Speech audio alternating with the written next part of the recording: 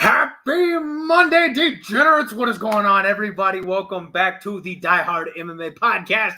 I'm your host, as always, your boy Clint, sitting here ready to break down another fight card with you. We got UFC 279 this week, and what a card we have to talk about. Not the most star-studded card you've ever seen. There's a few hot spots for names, but damn, some of these fights should be action. Like, even the ones that are a little lower on the card, you look at the names, you're like, meh.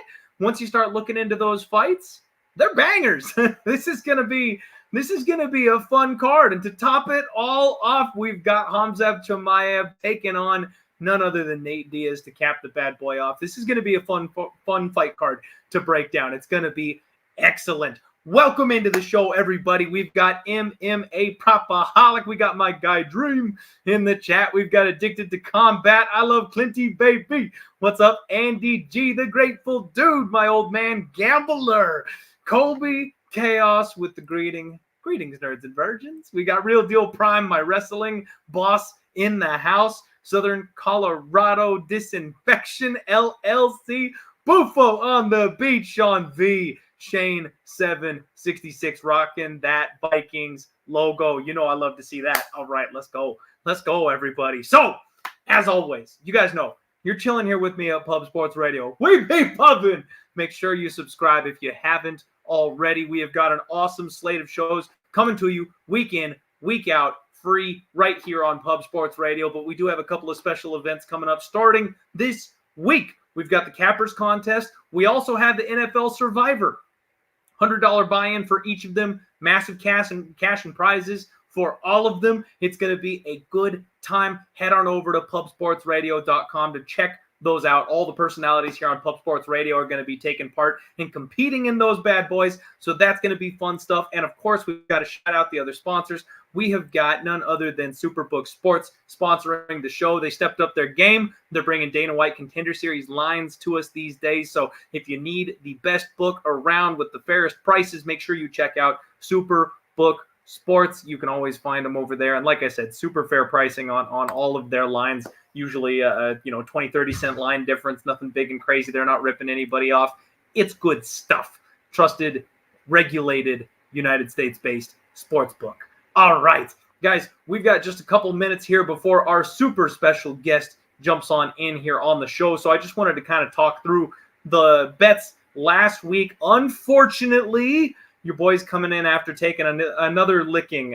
Small, -2 units-ish and a little bit of change on top of it, which, anything less than 3 units is basically a win for me at this point. Like that's how bad the year has gotten for me. If I lose less than 3 units in a single night, I'm like, all right, I'm feeling good coming off of that one. So first fight of the night, Stephanie Egger did exactly what I thought she was going to, right? Aylin Perez, good prospect, had never faced adversity. She faced some adversity in this fight against Egger, actually made a little run of it, tried to turn the thing around and come back for herself. Looked like she might be in that fight. And then that cheat code of Stephanie Egger, that hip toss, sent her right back down to the floor. And then she folded in on herself. You see that with young fighters. They get that initial pushback, and they're so used to people just crumbling underneath their pressure. When they finally run into a fighter who doesn't do that, it's a real trip for them. And I think that's what she faced here. I actually think Aylin Perez showed a lot of good things. I think she's got a good, solid future here in the UFC, but that was just too stiff of a test, for her first fight. What's up, CT? I see you there in the chat. And yes, Evan, my guy, saying we got college football on tonight. That is what's up. There's a good game tonight. So I appreciate you guys rocking with us. Make sure you just bring that up on a different screen, put it up on the TV, leave it locked in here on the podcast. Second bet of the night was Khalid Taha. I'm pretty bummed about that one, if I'm being honest. I may have shortchanged Quinones. That's on me for doing that. But you guys know I like to fade those fighters taking that first step up in competition, especially coming off the Contender Series. And I wish Taha had had an opportunity to recover. The guy is just known for being so damn tough and so durable, hard to put away. I'm not saying it was an early stoppage. I'm not saying that. He got caught. He was down. The ref did his job. But Taha was fine. You know what I mean? It was one of those spots where I wanted him to have just like 5 more seconds to see if he was going to be able to bounce back from that and work his way back into the fight or not. But that's the way shit goes. Benoit Saint Denis gets it done easy, cashes the first leg of the parlay there. For Raziam, the missed opportunity of the week. I kind of said it was dog or pass and then didn't have the balls to pull the trigger. My guy Dan pulled that trigger, and he was all about it. Cashed a nice ticket there. Dodged a bullet on McDessie and Hack Parast. I said it was going to be close, competitive. I thought you could make maybe an argument for it being a split decision, but Nasrat got the nod, so didn't put the money on that one. Abus Magomedov, holy smokes. That one should have been a 7-unit bet, folks. And honestly, I'm disappointed in myself because I talked about laying the hammer. We already had 5 units on it. And then I was going to do another 2 units on the knockout line, which was plus 175. And for whatever reason, I just didn't. I went outside last weekend, or this weekend. I touched some grass. I hugged a tree. I got dirt on my shoes. I actually went outside for once. It was wonderful. But because of that, I'll be honest with you guys, I was a little bit distracted when it came to locking in those last couple of bets. And for some reason, I just didn't get the Abus inside the distance spot that I hit it always the entire damn week planned to. And that sucks because he smokes Dustin Stolfus. That one I had a spot-on read for. And then Charles Jourdain, damn it, that guy, I can't seem to get him right. Big fan of Charles. Love his style. But I just can never seem to quite get the guy right. And Nathaniel Wood, best he's ever looked. Let's not take anything away from Nathaniel Wood because he looked phenomenal. He looked like he had filled out at this weight class. He was stinging Charles Jourdain with some big shots. And Charles has got to work on that takedown defense, man. To get tripped up by the same exact trip takedown, 7 times in a single fight? Kid, you got to that's a hole you got to patch up. I really thought he would hit harder. I thought he would kind of wear on Wood and, cause him to fade the deeper the fight went. Just never happened. He never had the opportunity. Wood got too much ground control going. Otherwise, maybe it would have happened, but he was able to just control the pace of the fight in general. Same thing with William Gomi. I kind of called how that one would go. I thought the grappling would play a big part. It did. Didn't trust the guy making his debut at minus 200. It is what it is. And Roman Hopilov, the surprise finish of the night. Man, that was actually kind of a fun fight. I know a lot of people were on the Roman Hopilov train. I thought Alessio maybe would get back to his roots grappling, but if he would not do that, we could not trust him with our money. Sure enough, he ends up getting TKO'd deep there in the 3rd round, which that's an impressive finish by Roman to come out and put a stamp on it the way he did. Nasruddin almost let Buckley back in the fight nearly the same way at the end of that one. He was controlling the whole thing. Buckley just didn't go away. He was throwing hammers in round 3. I thought he might get himself a finish. And damn it, I cashed the second leg of the parlay with the over 2.5 in the co-main event. But once again, I jumped in late on Marvin Vettori going against Robert Whittaker. I felt like you could make an argument for Robert having dropped that first round to Marvin. It looked like it was going to be close. It looked like it was going to be competitive. And then the dude just never dies, man. Robert was able to find the timing and the distance, and Marvin had no hope in a 15-minute kickboxing match. I really thought he would be big enough and strong enough to kind of implement the grappling where nobody else was going to be able to or had been able to with Rob. And geez, Robert I'm going to have to wait till that guy completely falls off the cliff because trying to time his downfall is not something that is working well for me. And then, you know what? I know the shot on Tai Tuivasa lost in the main event, but that's one of those bets that I would make again in a heartbeat. He dropped Cyril Gahn with a massive shot. I thought it was money in the bank at 6-1, the KO prop for Tuivasa, but Cyril Gahn proving his mettle, just not quite ready to give up and die, came back and got it done in impressive fashion. This new mean version, this finishing version of Cyril Gahn, I think is going to be deadly moving forward. Enough recap there, guys. I wanted to get to that real quick and buy a little bit of time because I brought you a very special guest today. I know we always have special guests because all of them are awesome, but legitimately the winningest sports bettor that I personally know and one of the sharpest guys who gives out his information all the time for free and tries to help coach us all into being better bettors and making money, putting it in our pockets. Someone we owe a whole lot of gratitude to, none other than James from Lucrative MMA. James, what's going on, buddy? How you doing tonight? What's up, my man, Clint? I appreciate that nice introduction. I'm happy to be on here, bro. I think this is probably the 4th or 5th time we've done this. So, we're starting to get a catalog of podcasts, me and you. Our chemistry works pretty well. And we've done decently, Most of the times when we do this podcast, at the bare minimum, we give out about 3 or 4 good spots, good bets, plus money, prop bets, which we all like. But yeah, I'm hoping this card is a fun one. It looks like a good one on paper. Obviously, it's not as stacked as maybe some of the pay-per-views. Maybe not like the next pay-per-view, UFC 280 in Abu Dhabi. I mean, that's the one they really stacked it. But we've still got some name value on here. We've got Tony Ferguson, Chimaev, Nate Diaz.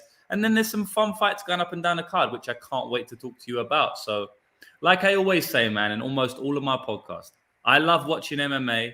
But the only thing I like more than watching MMA is making money while watching MMA. So that's the goal today. And hopefully we can help make money for you and all your podcast listeners. Agreed. And thank you very much for the time, James. We always love when you come and hang out. It's always a good show when you jump on. Hopefully you can help me steer this damn thing around because, like you said, we always seem to do pretty well whenever you come on the show. So I'm calling in the big guns. It's Ghostbusters time. Let's get you in here and crush this thing, man. So, real quick question though for the people: how'd you do last week? Last week was good. We won 7.5 units. A lot of my money was staked on Magomedov and Cyril Gane. I also took the over in that Gane fight, which was obviously a little bit sweaty because it's funny, man, because, people will look at fights, right, in MMA specifically, and they'll make such a heavy judgment about the betting odds on that one fight when it's really silly because we've seen Peter Yan versus Aljamain Sterling twice now. And the first fight and the second fight looked like there was different people fighting in the octagon. Right, the first fight, Aljo got 0 takedowns, couldn't sniff a takedown, got taken down 7 times. Second fight, takes him down, dominates on the ground, arguable 10-8s, right? So it's very hard to make a judgment off one fight. So going back to last weekend, I had the bet on the over 2.5 rounds in a Cyril Gane and Tai Tuivasa fight, right? And over 7.5 minutes, nothing was happening. Beautiful, perfect Cyril Gane fight. They was plodding along, nothing was happening. Tai Tuivasa couldn't sniff him. Cyril Gane was dancing on the outside, doing what he always does. Then Tai Tuivasa lands a huge shot out of nowhere. And then for the next 7.5 minutes, they go to war until someone falls. So I did cash that bet. By about 2 minutes, I cashed that bet. But it's really hard to look back at that bet and know, was it a good bet because it was looking good for 7.5 minutes, or was Tai always going to make it a crazy fight, right? So, so look, we did well, but that's kind of like a little jewel I'd like to drop for some of the podcast viewers now. Don't make huge assumptions based on one fight, because that'll actually impact your betting when you're going forward in the future. As we see every single week, a fighter will lose a fight and the next fight they come in as a massive underdog when they was just like a big favorite in their last fight. And it was just one fight that caused the betting odds to change from a big favorite to a big underdog. And that's where you can capitalize on spots. So, I went off on a bit of a tangent there, but I'm always here to educate sports bettors and noob bettors and season bettors as well. So I just wanted to throw that in there. But all in all, we did well, 7.5 units profit. That makes it 7 out of the last 8 events profitable. We haven't lost for over a month and a half now. 6 weeks was the last weekend we lost. So yeah, man, hoping to continue it this weekend. That's good stuff, James. That is good stuff. I love it. Thank you for the gym, sharing it with all the listeners. And I always say it, man, I think honestly that's most prevalent in women's MMA. You see these gigantic swings one fight to the next in these women's MMA numbers. And there's a couple of those tonight that I guess we can jump into and talk about. Hey, why don't we get on started here? Your first fight of the night, everybody.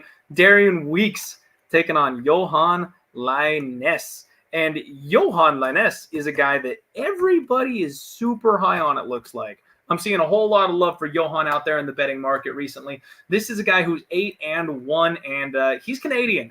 Our Canadian brothers to the north. Oh, they are ice cold, literally and figuratively, man. They need some love right now. They do not have a star that they can just hang that hat on. Everyone, Charles Jourdain is the guy carrying the flag right now, and he floundered this past week. They need somebody who can really be the man for Canada here. He's got insane power, it seems like. This is a big, strong, physical dude that likes to walk forward and swing for one-hitter quitters. He likes the leg kicks. He swings heavy on those bad boys, tries to chop his opponents down, slow them down. But honestly, to me, it seems like he just has no concept of pacing himself. He had his mouth hanging open at the midpoint of the second round in his last fight against Gabe Green, and then got finished there shortly thereafter. And if you guys recall, if you listen to the broadcast for that fight, they had gone in depth about how he had focused on his cardio leading into that fight. He knew it was a weakness of his, and he had made an effort to make sure his cardio was on point for the fight against Gabe Green. And he still gassed out in the second round and completely got crushed by the overwhelming offense of his opponent in that spot. He's taken on Darian Weeks, a guy who's 5-2. He seems like he's one of these serviceable young fighters who's got a good base. And James, he got here too early. He took a short notice opportunity with the UFC. He jumped in. He's on this 0-2 run. But that 0-2 run is coming against solid UFC caliber competition. I mean, he had to make a jump in against Bryan Barberena. And then they threw him to Ian Gary, who's like a super highly touted prospect. Everybody's excited about what Ian Gary is bringing to the table. The UFC really used him as a springboard, I feel like, there in that spot. But he's putting it all together. He shows a lot of little glimpses of really good things. Wrestling background, heavy flat on his feet, likes to walk his opponents down. He's got a snappy jab. Honestly, his defense is solid. He likes to parry, and he rolls with punches. He brings up the elbows to block, those shots that come along the outside. He's got a really good, strong body lock. The thing I noticed is he kind of seems to struggle with the leg kicks a little bit. That could be a problem for him against Yohan Lainesse. But this is a spot where I see a lot of people just piling in on Yohan, and I think Darian Weeks may be being overlooked just a little bit here. Looking at the odds on Superbook Sports, they have got this thing lined very closely. Weeks is a -125 favorite. Yohan Lainesse is +105, still the underdog. But again, that's after quite a bit of action. It was a bit wider than that. And honestly, this is a spot, James, where I'd be tempted to stand in front of the market and say, no, the bookmakers got it right. I think Darian Weeks deserves to be the favorite here. I think he's shown durability. I think he's shown good pacing, good cardio. He went a full 15 minutes and threw over 118 significant strikes against Bryan Barberena in a short notice fight. Like, if he's got a full camp for this one and can put a pace on Yohan Lainesse, I don't know if he's got the chops to finish him and put him away. But like Yohan Lainesse, he's got that quit in him to me. The Gabe Green fight, he just kind of fell over. Like, Gabe didn't hit him with like a big uppercut or something. Gabe didn't knock him down. He was just kind of done after the second round. He landed 2 big shots, and when Gabe was able to walk through those, he just didn't have anything left. So maybe a late finish for Darian Weeks, but honestly, I kind of almost see a decision. I see him being able to survive the big power shots and use the body lock and maybe grind this thing out, win rounds 2 and 3 if he can just get out of round 1 without getting deaded. I kind of like Darian Weeks. What are you looking at when you see this one, James? It's a good fight. I think it's an exciting fight, to kick off the card. They usually do that. They put on exciting fights to kick off the card. Every now and then you'll see like a women's fight, but sometimes like a low-level women's fight. Sometimes, though, that's because a fight got pulled out or something, over the last couple of weeks. But usually they like to kick off the fight card with a bang, and I think this is going to be a banger. I think Yohan Lainesse is going to be in bangers until he leaves the UFC, whether that be in a couple of years or whether that be in 15 years. I don't think he's a fighter that we're really ever going to see in a boring fight. He's just not that way inclined. He'll come out, like you said, very heavy power in the hands, right? He's not much of a kicker. He's not that dynamic with his strikes. I have seen him get a flying knee knockout before, but you won't really see spinning back kicks, that sort of stuff for him. He's mainly a boxer, right? He'll come through with heavy hands, but the way he throws his boxing isn't the traditional boxing way.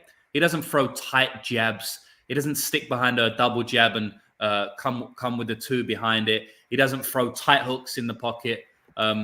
He did get some sort of tight hook in the pocket against Justin Burlinson, I will say, but a lot of his strikes are winging, right? But he does them in a way where they're hard to see where they are coming from. So his opponents often get caught off guard. We saw that in his last fight against Gabe Green. Gabe Green was in the pocket, and this was 6 minutes into the fight. So they had been going back and forth for a whole 6 minutes, and Gabe Green got caught with this strange shot. Yohan Lainesse come through. I believe it was a right hook, but it was like... He did like a front flip. Yeah, it was a huge shot. It caught him right on the top of the head, right? And this is what I mean about strikes coming from weird angles. Usually you're aiming for the face, the chin, but he hit him right in the top of the head right here because the strikes are coming from a strange angle. So they're not hitting right on the jaws, square on the nose like they usually would if you was, a Bobby Green, for example. We don't see Bobby Green hitting guys on the back of the head because he's just, he's so traditional. 1-1-2, hook, like he's not really going to get caught. He's not going to catch people off guard for the most part. His off guard catch comes from the speed and stuff like that. So I think Lainesse is definitely a handful for anyone just because of the way he fights. Reminds me a little bit of Tony Ferguson in the way that he will throw strikes from anywhere. That's kind of where the comparisons stop. Of course, they're very different fighters. But as you said, he's a gasser, right? So if he doesn't get you out of there, the tide starts to turn. And that's exactly what we saw in the Gabe Green fight. I actually bet on Gabe Green in that fight for that reason. I knew Gabe Green is, a very, very tough guy. We've seen that throughout his UFC career. I thought that he'd be able to weather the storm and get him out of there. And that's exactly what happened, So I had a good read on that one. Don't have as good a read on this one. Coming on to the Darian Weeks side, I agree with you. I think he's better than what we've seen in the UFC so far. Brian Barberena is a UFC veteran. Not going to be easy to beat him on your debut, especially when you've had I think he had 5 fights coming into that fight, 5 professional fights. He has extensive amateur career, which cannot be, which cannot be overlooked. I mean, I think the dude fought nearing on 20 times in the amateurs, right? So that's definitely something to take note of. He looks like a young in the game fighter at 5-2, but in reality, he's got about over 25 fights when you include the amateur fight. But yeah, look, Brian Barberena, tough out for anyone. And he put up a good account of himself. Over 100 significant strikes landed. And in the Ian Gary fight, I think Ian Gary is a very good fighter. He gets a lot of hate, but I cashed on him in his first 3 fights. He's 3-3 in the UFC. Looked good doing it, in my opinion. So that's another tough fight, right? Now they're dropping the level a little bit with Yohan Lainesse. So look, it's a close fight, I think, and the bookies know that, right? That's why it's I think Weeks opened up a slight favorite. I don't know exactly the opening line, but the market settled as a very slight favorite. Now it's trending towards a pick'em, a 50-50 fight. So I'm kind of there with the bookies. It's a 50-50 fight to me. I think Lainesse can definitely crack him early. We haven't seen Weeks hurt, really. Even in his amateur career, he was never stopped. So I can kind of see the Weeks angle. Like, yeah, he's not going to get finished and he's going to take over. But, we have seen Lainesse win a decision before. I don't think he's instantly just going to die if he can't get a stoppage. Gabe Green was he's a much more aggressive fighter than Darian Weeks, in my opinion. Yes, Darian Weeks can land strikes, like he lands like 120 strikes against Brian Barberena. But I don't think he's nowhere near the aggressiveness of Gabe Green, right? Gabe Green will come forward and Gabe Green will literally put himself in danger to win the fight. Whereas I don't think Weeks will do that as much, especially with a hitter like Lainesse. So look, I say all that to say this is a very close fight. I don't think anyone should be going super heavy on this fight just because there are some unknowns on both sides, in my opinion. Look, as a pure pick, because everybody wants a pure pick, I'll go with Lainesse. I'll say that he doesn't crumble if he doesn't get Weeks out of there. And I think it's pretty, it's a pretty high probability that Lainesse is able to win round 1 here. So I'll go with Lainesse just to counter what you say, but I think it's a 50-50 fight right now. Okay, fair enough. Well, and what I'm thinking is over. Maybe not pick a side, but let's see where they put this total. It's not out right now for me. So I'm very curious where they're going to drop this number. And if, nope, nothing online either that I can see or it looks like they're setting it at 2.5. Under 2.5. Sorry, not to cut you off, but the line under 2.5 is -150 the last I looked. I'll just check it. Yeah, on Bet Online it is -150 for under 2.5. Perfect. Okay. Yeah. So, I mean, personally for me, I'd be almost looking to spin the narrative on its head and say, let's look at the over when that comes over here to us. My prediction, Darian Weeks by decision maybe, but maybe just look at the over instead of picking a side. You're getting plus money on it. Let's see what the 1.5 looks like if you can buy an alternate total, something like that. Obviously, Yohan Lainesse is super, super aggressive with that big power. He could absolutely end this thing early. But we have seen he can go 15 minutes, and we have seen Darian Weeks mix in the grappling, the wrestling, and be tough and durable. I'd be looking to play the over on this one if I can get a decent price on that 1.5. I personally like the under, if anything. I'm probably not going to bet it myself, but I am more leaning that this fight is finished. But yeah. Okay, fair enough. Complete disagreement here on fight number 1. You got to love it. Everybody, we got 160 live viewers. Do us a favor, smash the like button. If you haven't already checked out my guy James Lucrative MMA, make sure you do so. He's doing some awesome stuff over on Instagram lives and things like that lately. So follow him on Twitter, follow him on Instagram. He will make you a better and make sure you win some more money.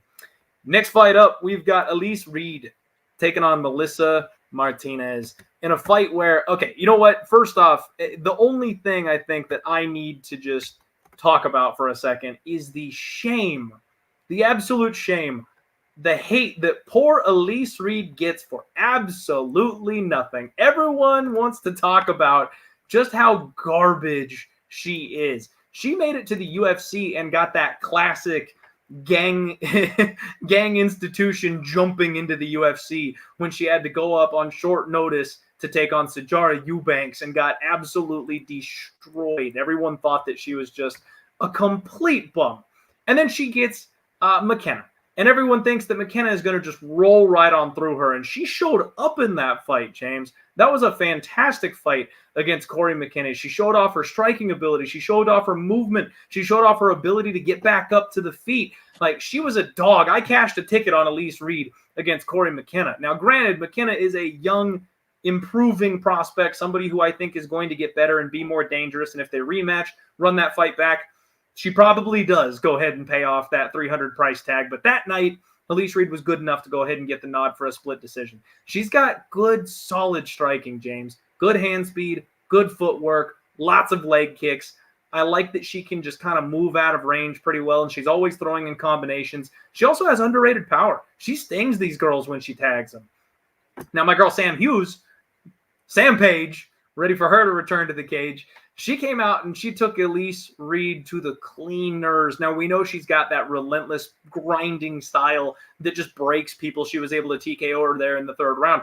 But that's not something Elise Reed is going to have to worry about in this spot. She's taking on Melissa Martinez, undefeated, 7-0, making her UFC debut, coming to us from Combate Americas.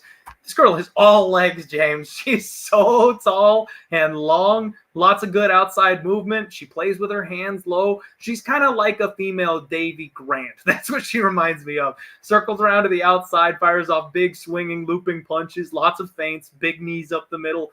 And she's got some power on her. I mean, she drops girls with this power. The only problem for me is she's fought very, very low-level competition. Her only win that's notable was over Yanez, who's now fighting in Bellator. She's 2-0 in Bellator. She's the only fighter that had 5 professional wins. Everybody else had 3 or less. So we're really not exactly sure how good is Melissa Martinez in this spot. It's another closely lined fight. It's women's MMA, which I know everybody loves. Minus 155 for Melissa Martinez, Elise Reed plus 135. And honestly, James, it's another spot. I'm not entirely certain that I want to bet this fight, but I think I would be leaning dog or pass just because of all the questions surrounding Melissa Martinez and knowing what we're getting from Elise Reed. If her opponent's not going to come in and look for takedowns immediately, I think she'll be live in a 15-minute kickboxing match. How about you here? Yeah, it's a pretty simple fight, really, to break down. I mean, Melissa Martinez coming in off the regional scene doesn't look, super special. She doesn't look like this insane prospect, coming in like maybe Yasmin Uregi or Lucindo did, the other week. She's not on that level, in my opinion.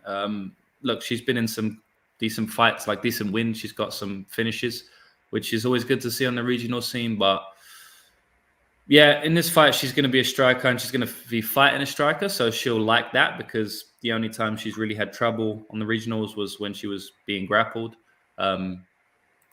She won't have to deal with that here. But then you go on the Elise Reed side, and the only time she's really had trouble is when she's being grappled as well, And even in some of those fights, she's managed to come back and win, like that Jasmine Jazadavicius fight. She grappled her, but she ended up winning. So look, both these fighters are strikers. Both these fighters don't like fighting grapplers, and both of these fighters will not be fighting grapplers. So should be a kickboxing fight here. I don't see much, grappling upside for either fighter. If anyone was to go for a takedown, it'd probably be Elise Reed. It's kind of hard to tell who's the better striker. I mean, like who really knows? They're both pretty similar. They'll stick on the outside. They're They got some decent kicks. They seem fairly aggressive at times, both of them. So, look, I mean, in this type of spot, it's kind of easy. You kind of always lean the dog here. I'm not 100% sure who's going to win the fight. Don't really care, honestly. Just from the unknowns and stuff, the way we approach MMA betting, it's pretty simple that it's kind of a dog or pass here. But we'll see what the line gives us because I'm not jumping at playing 1 + 130 or something like that, really. So we'll see how the line goes. Maybe I jump in on Reed at some point if the line keeps going out to Melissa Martinez. I mean, Melissa Martinez being -175 is just kind of more predicated on her shiny 7-0 record than her, than anything to do with this matchup. So yeah, I'll stick with the dog and pass. Go with you, I guess. Okay, simple enough. Now, my question for you though, James, is any thoughts on the total on this one? Just because the way these two throw hands, they've both dropped a lot of their opponents. They seem to hit very hard for this weight class. And because we're going to get that 15-minute kickboxing match, do you think we maybe kind of turn the narrative on its head? Are we getting room for an under here at like a +200, +215 type of spot because of this fight and the way that it matches up? Or do we see a technical kickboxing match and we just play the split decision prop where it's going to be, +400 for the judges to have no idea who won the thing at the end of it? Yeah, I looked at both these girls' records, obviously, before coming on, and both of them have, a lot of finishes, right? Or even been finished. I mean, Elise Reed's been only lost twice, or only lost 3 times in her amateur career and her pro career, and all 3 of them have been inside the distance, right? But if you look a little bit deeper into that, Elise Reed's only been finished on the ground, right? So, what I like to do when we're talking about under 2.5 rounds or over 2.5 rounds, I like to go back and see if the fighters have ever been finished before, see if they've got a lot of finishes, and see how they got finished, right? So, as I said, Elise Reed, she has been finished multiple times, but they've been on the ground, so she's not going to have to deal with that in this fight. It's going to be a stand-up fight. They're straw weights, 115. I mean, there's very rarely stand-in TKOs in women's 115-pound fights. It just basically doesn't really happen. So it's hard for me to get behind the under. But at the end of the day, you're playing +215 with girls that have a lot of finishes on their record. They're lower level, so there's a little bit more variance that creeps up in there as well.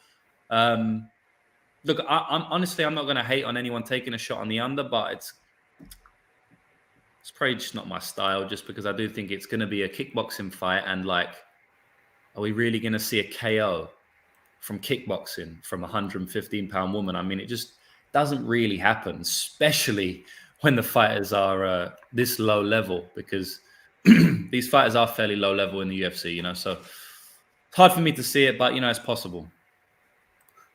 All right. Sounds like a plan. No moves here for either of us this early in the evening. It sounds like a couple of sketchy fights getting us started as per usual. All right, everybody. We're moving right along. The next fight, Chad Anheliger taking on Alateng Heili, Alateng. Not sure exactly. They always flip them back and forth. You're never sure exactly which one it's going to be. Got to listen to the broadcast to get that one cleared up there. Chad Anheliger has everybody's attention right now, James. This is a guy that came off the Contender Series. He was a big dog on the Dana White's Contender Series, won a split decision, made his UFC debut against Jesse Strader, and he really impressed some people. I mean, myself included. He's kind of a brawling style striker, another one of these cardio is a weapon type of guys. Nice, long, hard jab, tries to out-volume you, work you until you collapse under the pressure, keeps his hands low, lots of leg and body kicks. I love to see fighters when they attack the body and bank that damage for later rounds. He fires off rapid-fire clinch knees when he gets his opponents in the Muay Thai club. You love to see that. And he's got a solid chin. Great gas tank, good durability, maintains his volume all the way through the fight. What's not to like about Chad Anheliger here at 12-5?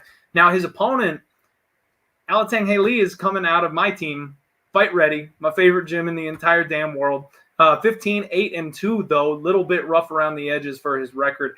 And he's physically strong. This guy is a little tank. He is underrated wrestling. It's one of those things they talked a lot about when he first made it to the UFC.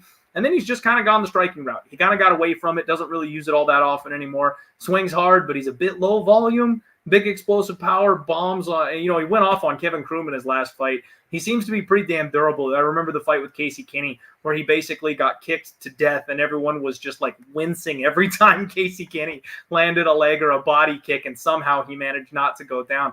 But his run in the UFC has not been impressive, James. A split decision win over Ryan Benoit, guy that's getting knocked out now in BKFC. Draw with Gustavo Lopez, the guy who's out of the organization. Knocked out Kevin Kroom, somebody who's not particularly known for his durability. I looked at this line at first and saw the love for Chad Ellinger and was like, what are you people thinking? Ran the tape and went, oh, okay. I get it now. I can see it. So, yeah, man, this is a bit of a tough matchup. I feel like Alateng Heili is one of these guys that we have not gotten the best from him. He's a minus 165 favorite, plus 145 the dog, Chad. And I leaned heavily to the favorite at first. I thought his path would really be to wrestle here. And coming out of fight ready, you would think you'd see more of that. But he just has not shown any willingness to go to that wrestling game once he's in the cage. He looks to use his hands. And honestly, I think he loses on volume to Chad. He's got the power advantage, but if he doesn't put Chad out in a single power shot the way he has, his last opponents, then I can see this fight being very close. The longer it goes, I could see Chad working his way in it and just being the more aggressive fighter, winning minutes, coming forward. So if you told me Alateng was going to use the grappling, I would probably bet him right here and now. If his game plan was to come out and put the singlet on and wrestle here, I would probably look to back the favorite. But because of what we've seen, it's another Sean Strickland situation. If he wrestles, then he's pick him. If he doesn't wrestle, he's pretty much dead. I mean, he's not dead here, but I also think it's basically his toughest path to victory to out kickbox Chad for 15 minutes. So slight lean here to the favorite for me. However, I can't get to the minus 165 because he's untrustworthy and I don't know the game plan. I would love to hear your thoughts on this interesting matchup here for me, James. I personally do think Alateng Heili wrestles here. If you go back and look at his fights in the UFC, he's been in the UFC for a couple of years now. So we have a 5-fight sample size. And his first fight, he shoots 13 takedowns, right? That's a lot of takedowns to shoot over 15 minutes. That's almost shooting once every single minute for the whole fight. And he got 3 takedowns and he ended up winning that fight against Batgarel. And then in the second fight, he shoots 8 takedowns. He ends up getting 4 of those. That's against Ryan Benoit. And then he comes up against Casey Kenny and shoots no takedowns, right? So he shot 13 in his first fight. Then he shot 8, and then he shoots none. But we have to remember that Casey Kenny is a great wrestler, right? That's what Casey Kenny's base is. We all remember Casey Kenny's foot slapping off the rib of Alateng Heili. But Casey Kenny is a wrestler at heart, right? Someone like Nathaniel Wood, he shoots takedowns all the time, as we saw against Charles Jourdain. But he didn't do it against Casey Kenny, and there's a reason for that. Casey Kenny is very good at it from his footwork anyway, so he can avoid some of those shots, but then he's just a good wrestler. So I don't take much against Alateng Heili for not shooting there. Also, he was just completely out of his depth, just getting kicked the hell, so he didn't want to go in range at all. And then against Gustavo Lopez, he was defending takedowns in that spot there. I think Gustavo shot about 7 times on him, so he wasn't really shooting takedowns, although he did shoot one himself. And then the next fight, he gets a knockout in about 30 seconds. So we don't count that, right? There was obviously no time to shoot takedowns. So I think that he will shoot takedowns here. I think, the history suggests that he probably will, especially against someone like Anheliger, because he can be taken down, and that is his kryptonite, right? I actually cashed on Chad Anheliger myself at like plus 300 on his Contender Series fight against Gaffer. But that was a split decision, thank you. But it was a split decision. It was a close fight. Could have gone either way, right? And that was because Gaffarov was a takedown artist, and he just kept taking Anheliger down, right? But Anheliger is he's a very good dog. He's got that dog in him, like they say. And so he kept getting back up to his feet, and he was able to win the fight.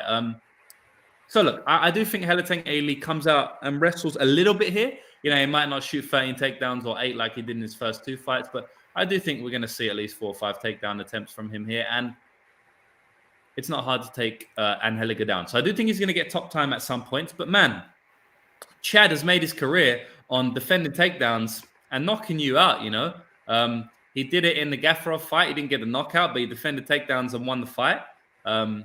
He did it against Brady Highstand, who is in the UFC now. Who's a wrestler, will come through crazy, wrestle you, was able to defend the takedowns and knock him out in round 3. So, he's built a game around defending takedowns and knocking people out, and that's what I think he's going to try and do here. I think it's a close fight, right? I think that Alateng Heili is going to have the wrestling upside, as I mentioned. I think he's potentially got the power upside, but Anheliger hits hard as well. I think they're both going to swing in the pocket at times because that's what they both do. I think Anheliger's going to have the volume. So I don't really want to be going to a -170 where, first of all, you have to trust him to wrestle. When I do think he will wrestle, but like he's -170 and he hasn't wrestled every fight. It's not like a guarantee he's going to wrestle. I think he will, but I'm not super convicted that he definitely will, right? I mean, when we're talking about -170s, we have to kind of be certain if we're laying that type of juice that they're going to go to their best path of victory, right? Because you'll feel like an absolute idiot if he shoots once in the fight and he's -170, because then it turns into a pick and fight, in my opinion, you know? So look, Chad is going to have the volume here. Alateng Heili can be very low volume. He's got good power, stand in a pocket. He's got good durability, it seems, but he's low volume. So for me, I'd probably just, if I was going to play anything, I'd just take a shot on the under. I don't usually like taking a shot on the under, in these fights, lower weight fights. They're both bantamweights, but I don't know. I feel like Chad Anheliger, he hits fairly hard. I also feel like Alateng Heili hits hard. I also feel like they're going to swing in the pocket. I don't really think these guys like to stay on the end of range and jab from the outside, like we've been speaking about with a couple of these fighters, like Elise Reed, for example, although she will bite down as well, shout out to Elise Reed.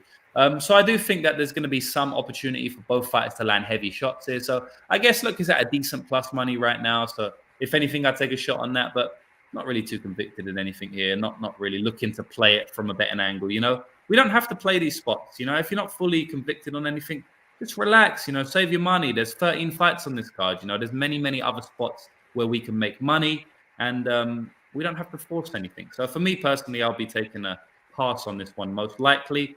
Maybe I'll get to the inside the distance on the under, but I don't think so. I think it's a pass. Okay. And I'm liking what Mike is putting down here. Both guys hard to finish. Both fight close to a decision. Love the split decision. Let's go. I don't mind that one bit. That'd be a fun way to play that fight and just, keep it close, keep it tight, not care who gets the dub at the end of it. I love those split decision props. They're degenerate as all get out, but they are fun to play. That's for sure. All right, man. Moving along, we are going to go ahead and talk about Norma Dumont.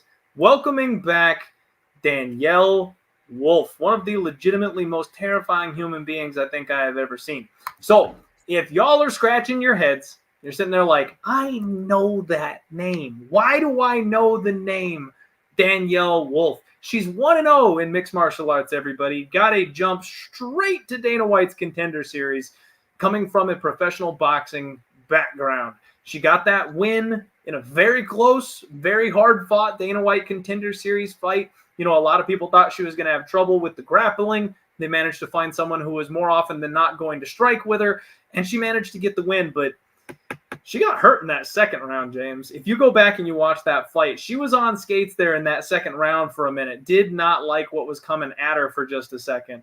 And she showed that she is working on her ground game. She's been doing some jiu-jitsu tournaments. She showed a half-decent guard when she got put there in the fight. Like, she was scrappy. Don't get me wrong. She was scrappy, and she's a very talented striker. Nice long jab, great hand speed, punches in volume, and she's a big girl. Very, very much, you think of Holly Holm when you look at these 40-year-old women that you wish you could, like, body swap with because they're still jacked to all hell. That's kind of what Danyelle Wolf looks like. She's in incredible shape. So I have no doubt that she potentially could have been something if she had made the transition to MMA just a little bit sooner in her life. However, at this stage, I don't think we're getting much out of a 38-year-old second-time fighting MMA fighter. And not only that, she's getting a massive step up in competition against Norma Dumont.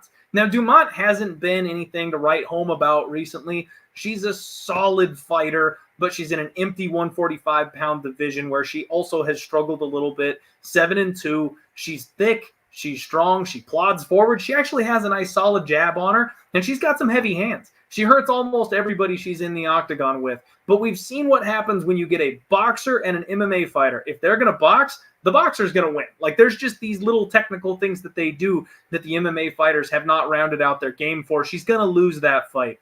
This fight, to me, comes all down to Norma Dumont's fight IQ, James. If she decides to wrestle, She shoots 1 takedown per 15 minutes. Now, she averages a 45% accuracy. So when she wrestles, more often than not, she is getting that fight to the floor. But it's only 1 per fight. She tends to let the first 2 rounds go and then kind of wakes up in the third and goes, oh, shit, this fight is close. I need to win it. That's kind of her style.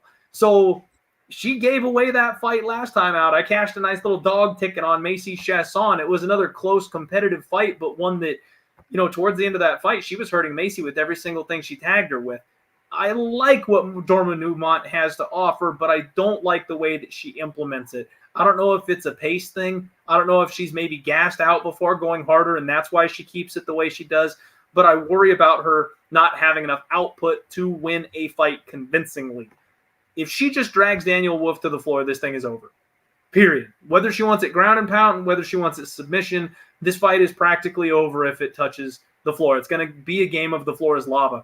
But because Norma doesn't shoot takedowns often enough, because Danyelle Wolf has good footwork and can play on the outside, I'm not convinced that that Norma Dumont is going to do that. I'm not convinced that Norma Dumont will pay off her price tag here, because if she only shoots 1 takedown, she could lose the other 2 rounds in a boxing match. We've got Norma Dumont as a minus 360 favorite, plus 300 on Danyelle Wolf, and I just have too big of questions, James. I can't trust Norma Dumont at minus 360, even though she damn well should win this fight. And I also don't know that I want to trust the underdog here, Danyelle Wolf, because she has such a glaring weakness in her game that her opponent can take advantage of exceptionally. Can you make sense of this fight for me? Is this one bettable, or is this, honestly, it's one of the biggest question marks on the card for me, if I'm being frank with you. Not at the line, man. It's all about lines, right? It's just like our last fight. We had a big discussion about fight IQ, and you said you cannot trust Alateng Heili to come out there and wrestle. And that's why you're not betting him, right? If you knew he was going to shoot 13 takedowns, you said you'd be betting him. It's exactly the same in this fight. If we knew Norma was going to come out and shoot 13 takedowns, maybe we laid a minus 350 or whatever it is, right? But she's never shown wrestling upside in her entire career. She's got a couple, but, it was against Ashley Evans-Smith, where she was kind of just dominating anywhere the fight goes. She kind of just threw in a takedown just for whatever. She just dominated anyway, right? She's not a takedown threat. She's a striker. That's what she does. She's a good striker. If anything, she's the one defending the takedown. She defended against Felicia Spencer. She defended against Macy Chiasson. She's a striker. She fights you on the feet. She hurt Macy Chiasson in the feet in that fight. She lands good 1-2s on her fighters.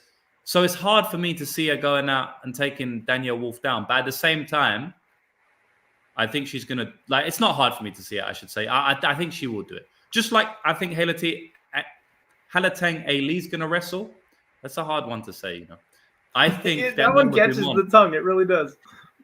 I think Norma Dumont is going to wrestle here because, look, maybe it's just wishful thinking. I'm not wishing because I'm not betting it, but maybe it's just me putting my mind in their mind. Like, no, they're definitely going to wrestle because I would wrestle. But you got to think that when they're on the feet, she's going to get touched up a couple of times by this striker because Danyelle Wolf has solid boxing, good straight boxing. So you've got to think that she gets touched up once or twice in grapples. I don't think she's just completely allergic to grappling. Like, she has got takedowns before. She can do it.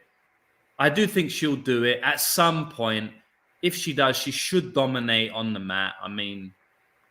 The money line is a big pass, but maybe you can look at Norma Dumont inside the distance because I am predicting Norma Dumont to finish her when it gets on the mat. Or at least feels like. A good chance of it happening.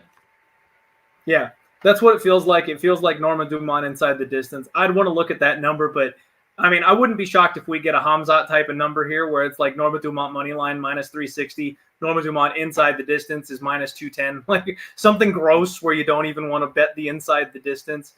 She is a BJJ brown belt, it looks like. So the level gap as far as the jiu-jitsu goes is massive.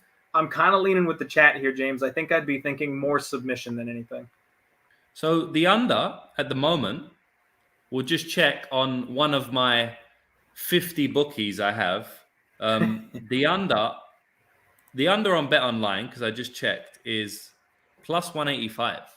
So really? It's a pretty solid number. So you'd think Norma Dumont inside the distance has got to be at least that 250 mark, that 230 mark at least. And then I've just got a different book here.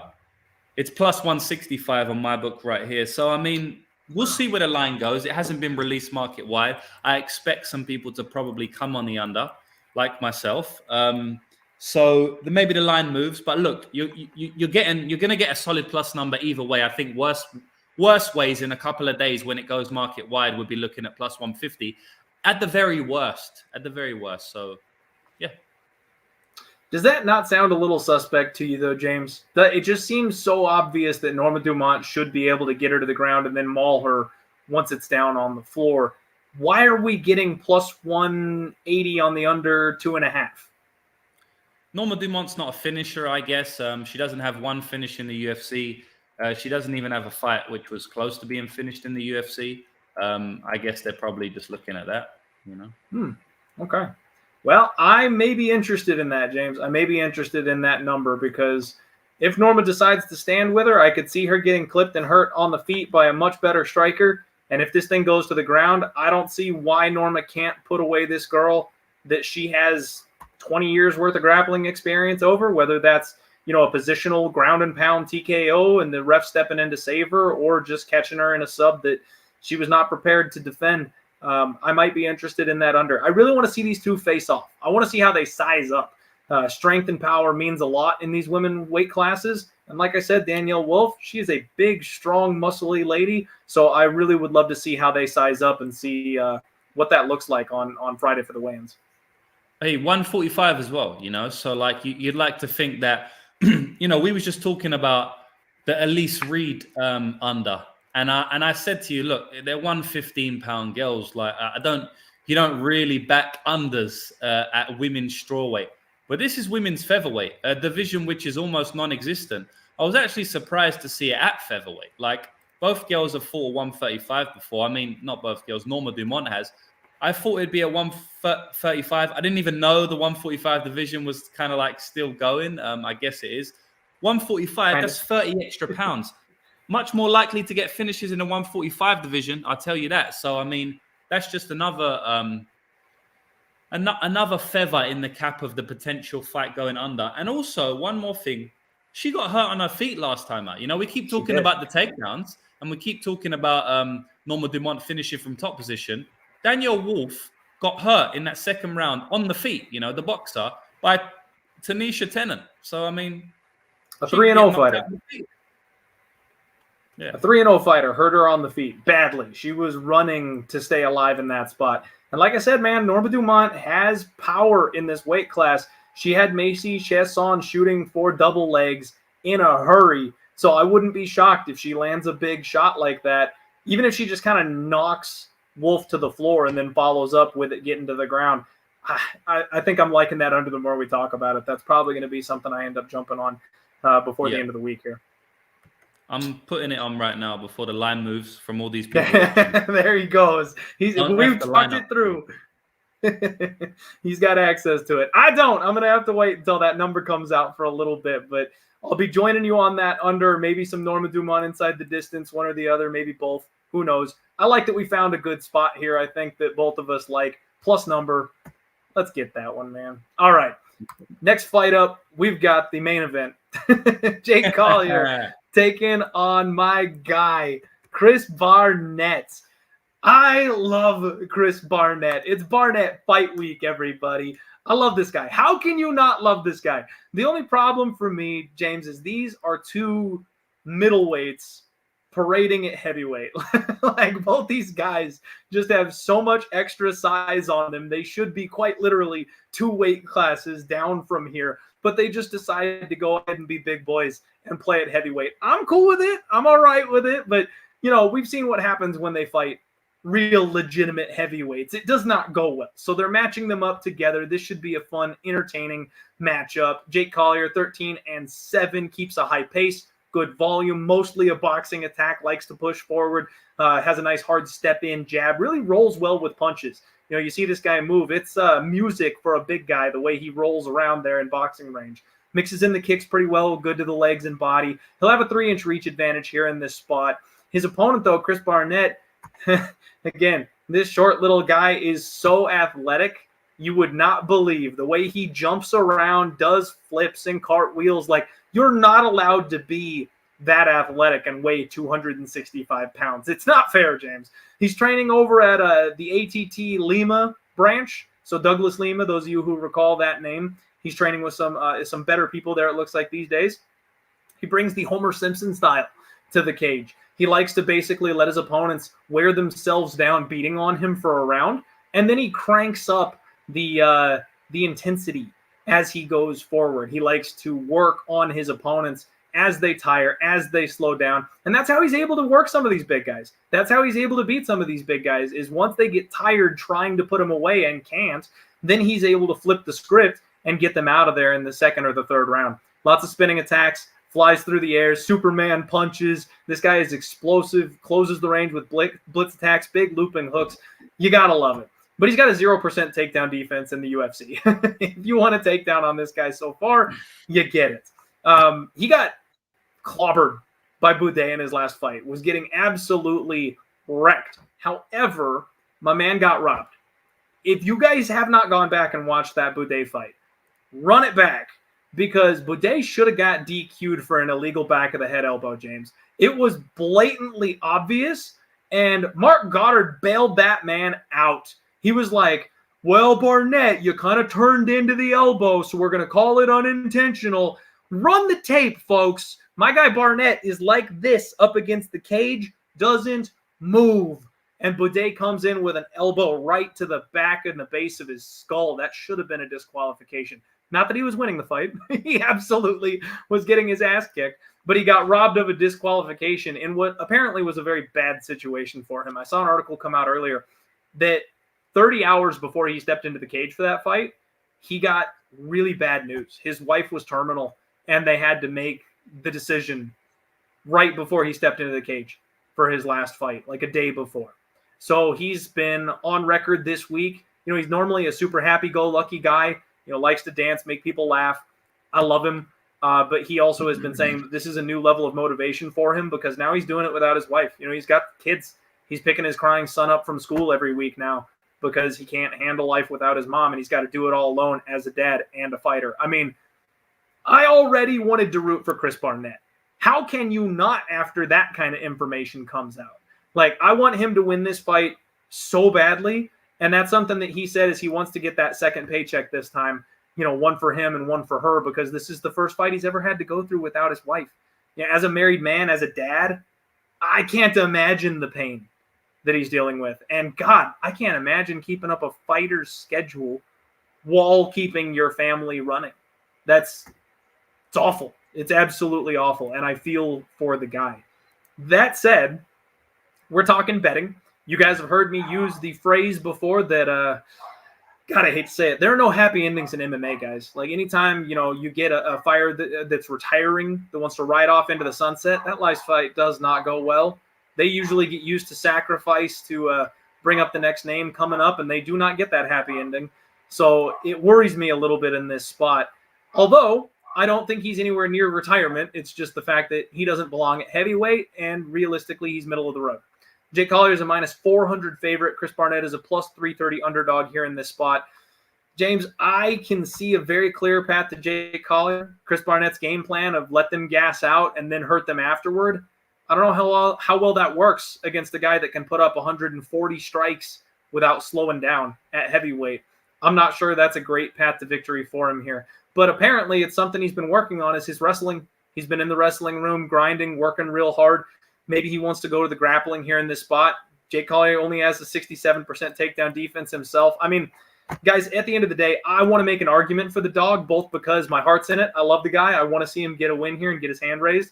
And then also because there's no way in hell I'm laying minus 400 on Jake Collier in this spot. So it's only dog or pass from a betting standpoint for me personally. And because your dog is barking for the last 2 minutes. I was hoping you guys couldn't hear that, but Link is in fact giving his opinion on this fight as we speak. So yeah, I'm probably not betting this fight, James. I don't think I can. But at the same time, if we're talking betting, if we're talking numbers, I'm not laying minus 400 on Jake Collier here. Okay. Yeah, man, I think Chris Barnett is probably one of the worst fighters on the roster. Unfortunate to say that, like he has never won a round in the UFC, apart from the round he got a knockout in, but that doesn't go down as a winning round. He just got a knockout in the round. He's never won in a round in the UFC. He's fought about 6 rounds. He's a really bad fighter. He's just so small, 5'9", I believe.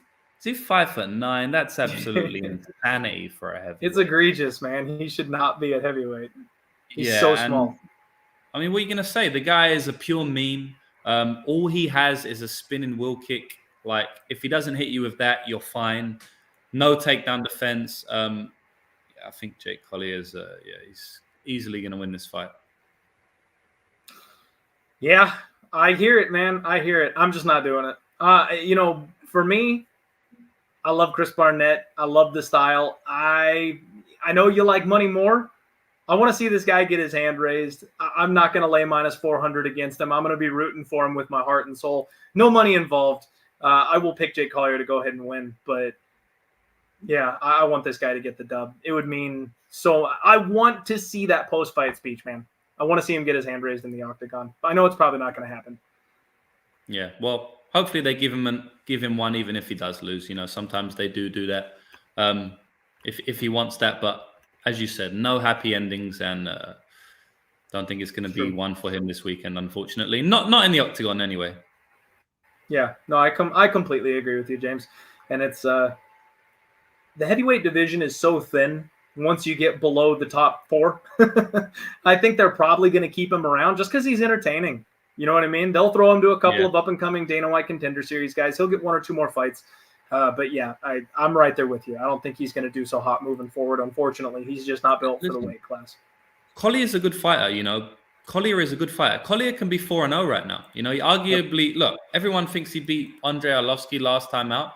I scored it for Collier as well. I think it was I think it was a lot closer than people are saying. I heard people say it was the biggest robbery that they've ever seen and stuff. I think a lot of people had money on Collier, and that it is what it is. I thought Collier won that fight. And the only other fight he lost, obviously Tom Aspinall. Okay, let's forget that one.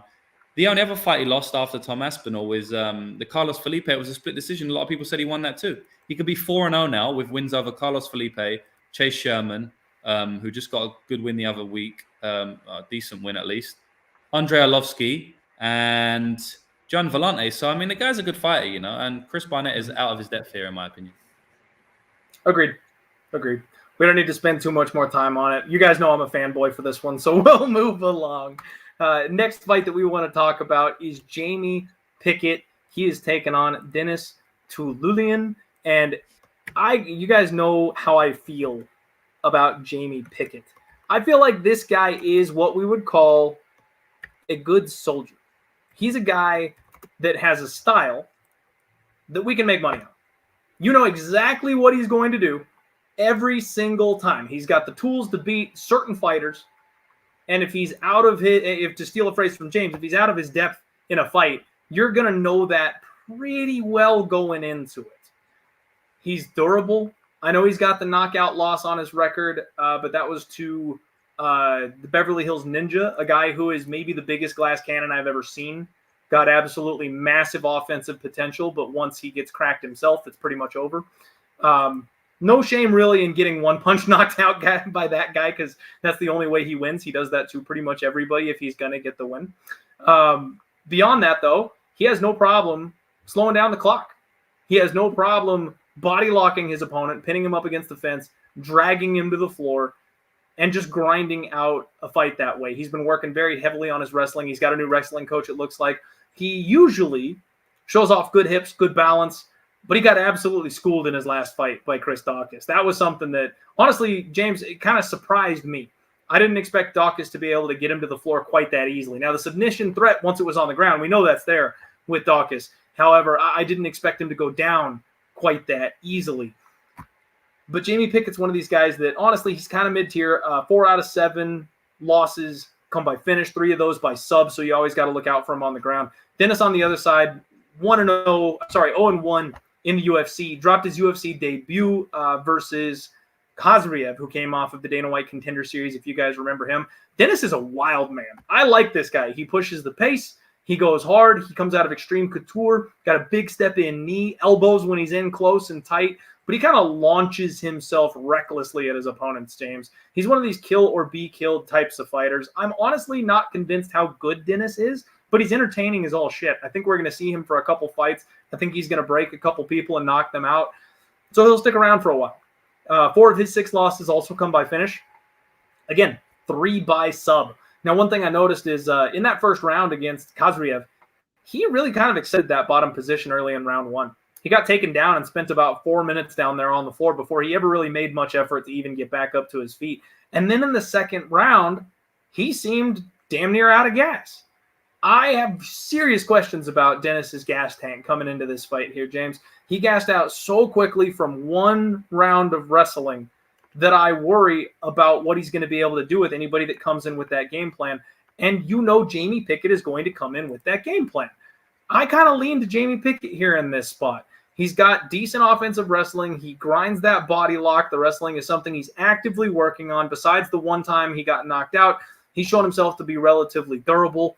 I don't know. He's another one of these guys that he puts all the pieces together for me that if he survives the first round, I think he can grind out Denis Tiuliulin. Now, I know Denis can also one-punch this man and probably get him out of the cage. That's the threat that you look for with these power punchers. But I kind of lean ever so slightly over to my guy, Jamie Pickett. What about you, James? Yeah, I don't have too much to say about this fight. I think it's a good fight, though. I think it'll be entertaining. Obviously, Denis Tiuliulin, he's coming in off the M1 global scene where he spent most of his career. And that's like, I mean, he's not coming in off there, but he fought a lot of fights there, right? It's that Russian organization, and it's a pretty solid organization. And throughout his career, he's from Russia. You don't really instantly recognize it by the name, because if he was from Russia in MMA, usually you'd think his name would be like Denis Tiuliulin or something like that, right? But it's actually Tiuliulin, so you don't you don't recognize he's from Russia straight away. But he is actually a Russian, and he fought over on the Russian scene a lot, and he's constantly been fighting these grapplers. As we know, the Russians, they tend to be heavy in the grappling. And that's what he's been fighting his whole career. And that's what his kryptonite has been his whole career, So he's been taken down multiple times in most of his losses. He's been choked out a few times. He's been tapped out a few more times. And so I do think Jamie Pickett will probably be smart, or if he is smart, he would use the takedowns in this fight. But because it's funny, because his kryptonite is the takedowns, right? And that's what we've seen throughout his career, Denis Tiuliulin. But because he's been fighting his kryptonite for so long, he's actually not that bad at defending takedowns and his get-up game and stuff like that, So it's kind of a paradox. It is the way you beat him, but it's also always been the way you beat him. So, like, he's always been defending it. So now he's not actually that bad at it. Back in the day, he was a lot worse at this. Now he's getting better and better. Even at his age, I still think he's improving. So look, it's a good fight. It's a close fight. Jamie Pickett, I've never really hugely rated him. The one thing I do rate about Jamie Pickett for a while has been his toughness. I think he's a very tough fighter. I think he's a fighter that doesn't go down too easy. We see that in multiple fights. Teflon fight, Punahele Soriano fight. But Carl Dorcas, choked him out there. So maybe, he can be submitted easily. I remember back in the day on the Contender Series, he got submitted very easily by Charles Bird as well. Tiuliulin's not a submission artist, so it doesn't really matter in this spot. I think it's going to be a fight on the feet for the most part. I think Jamie Pickett should mix in the takedowns if he can. I think it's going to be a good fight, man. Back and forth fight. The line is pretty close. Understand why the line is close. I'll go with Tiuliulin in this spot. I'll say that Jamie Pickett doesn't have the chops of a lot of the Russian wrestlers he's been fighting, namely Kizraev and Ikram Aliskerov. These guys are very, very good grapplers. I don't think he's as good as grappler, nowhere near, to be honest, Jamie Pickett, as those guys. So I feel like Denis Tiuliulin, he's been primed for this type of fight, a fight where the guy's trying to take him down, but he's not as good as some of these Russians, so maybe he won't be able to get the takedowns. And on this feet, I kind of like Denis a little bit more. But Jamie Pickett's a bit underrated on the feet as well. So look, I'm not hammering to play it, but like in terms of where the line is and in terms of what I'm going to give out as a pure prediction, I'll say Denis Tiuliulin gets it done. He's the underdog. In this type of spot, I always like to just kind of push on the underdog just because there's volatility, there's variance. If not in the fight, at least in my mind, there's volatility because I don't have a huge, great read on it. So that's volatile in and of itself. So when I'm in this type of spot in my mind, usually I like to play the dog, just as I suggested in the Elise Reed versus Melissa Martinez fight. So I'll go with Tiuliulin, but I'm just kind of excited to see the fight in general because I do think it's going to be a good fight, like most of Tiuliulin's fights. Yeah, this one should be fun. I'm excited for it as well. We're definitely on the opposite sides here, but same as you, man. I don't feel overly strongly about it. I think as long as my guy Jamie hangs in there, I think he can probably win a decision, but he's going to be in danger for 15 straight minutes because I don't see him finishing Denis. I think he's going to have to rely on the cage control and grinding on this thing, and we know the kind of power Denis brings. He can step in and shut the lights off pretty much at any point in time. Like you mentioned, my guy, I keep calling him my guy because I cashed one ticket on him, but Jamie Pickett has he's got underrated power. When he decides to sit down on his punches, he can actually do some damage, but he doesn't decide to do that a whole lot. He kind of ends up sticking and moving and playing the outside and can be a little low volume sometimes. I think Evan probably has a good grip on the situation here. City Russians, fragile and fade. The mountain Russians, you back up the truck like that. That's going to be the game plan, I think, when it comes to these Russian fighters. So definitely, a difference in our opinions here, but it's a pick'em price tag, man. This was, it's funny, actually. You asked me to run back through my betting for this year to kind of try to identify the weak spots. James, it's been the pick'em fights. It's been anything from the plus 150 to the minus 150. That's where I can't seem to get straight this year. Anytime I'm picking a closely lined fight, I'm just on the wrong side of it. And I'm not sure what that is. I've been successful taking big dogs. I've been successful laying big chalk. But when it's right in that tight range, that's where I seem to be having trouble. So I'm not overly excited about the minus 130 here. Last week I did the same thing. I had one short dog and one short favorite. Neither of them got through. So not really hyped to play the minus 130 here in this spot, if I'm being honest. Yeah, well, there you go, man. That's the first step towards correcting any potential issues you have in anything in life, right? Is going back and reviewing it. And this is what I always say to everybody, because I do a betting review every single year, and sometimes I even do them 6 monthly. And the first 4 or 5 months of my betting year this year, it wasn't up to my usual standard. I didn't like where we was at. So what I did is I did a review, not only on the first 5 months of the year, but also on the last 3 years. So my whole Bet MMA track career. And there was a lot of things I noticed I was doing well. And there was a lot of things I noticed I was not doing well. And I felt like it's really helped me improve my my betting philosophy, my betting angle, my betting strategy going forward. And as I say, I do that every single year. So anybody who's watching now, I implore you to do that. You do not understand the importance of tracking your bets and going back through those past track bets to identify what you have been doing right and what you have been doing wrong until you have done it. You don't understand the importance of it. It's so important. It can literally help turn your year around, turn your entire betting career around. So well done for doing it. I was going to rip you on air if you hadn't done it, because I did tell you to do it a few weeks ago. So well done. And if that is one of your spots that you keep getting caught at, then maybe this is a good pass fight for you, or at least something to learn from.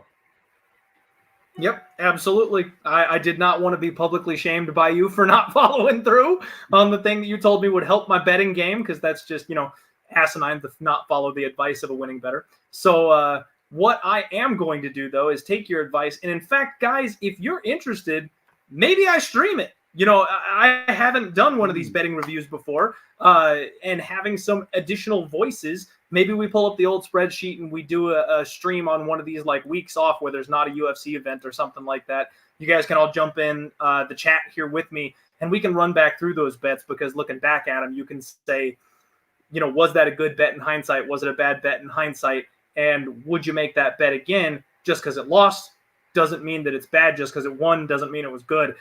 So if you guys wanted to do something like that, after the stream is over, obviously, because everything's in the chat right now, hit me in the comments and let me know if that's something you'd like to see. Maybe we do something like that over on my personal channel. Yeah, All right, everybody. It's funny because one thing I noticed, just quickly, was not on my betting review, but just in general over my betting career. These minus 110 fights, they're very hard to pick. They're very volatile, and they're minus 110 for a reason. So usually I stay away from those fights. So it's kind of like what you're saying now. And that's, I think, just something that I've got to learn, something that I've got to let myself pass on, because I think I'm getting stuck on a path to victory that I can see extremely clearly. And when the fighter or the game plan doesn't follow that, it is a pick 'em fight, Yeah. And that's where I'm not a coach. I'm not the fighter. I can't determine what they're going to do. They could win if they did this, but they don't do that. Thus, it ends up being a close fight. Whether it goes the right way or not, it's a spot that I'm having trouble with. So I think I'm going to sit back, especially on those pick 'em price tags, unless I find something where it's egregious. It should be a minus 200 or something like that, and I've really got to move in on it. I'm going to play those a lot more lightly going forward. I think I'm going to stick to the spots that I'm a little bit stronger in from this point. And thanks to James, I'm adding a new clip here for us using going forward, something we're going to need from now on. You got to do your fucking homework. And with that, everybody, we're going to take a real quick break to hear a word from our sponsors.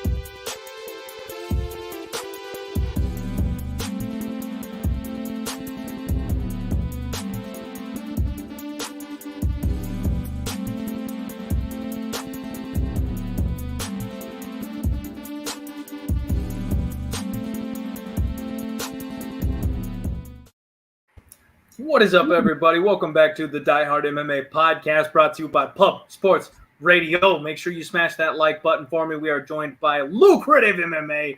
Make sure you follow my guy James on all social media platforms, and we are going to get right back into UFC 279. Jailton Almeida taking on Anton Turkalj,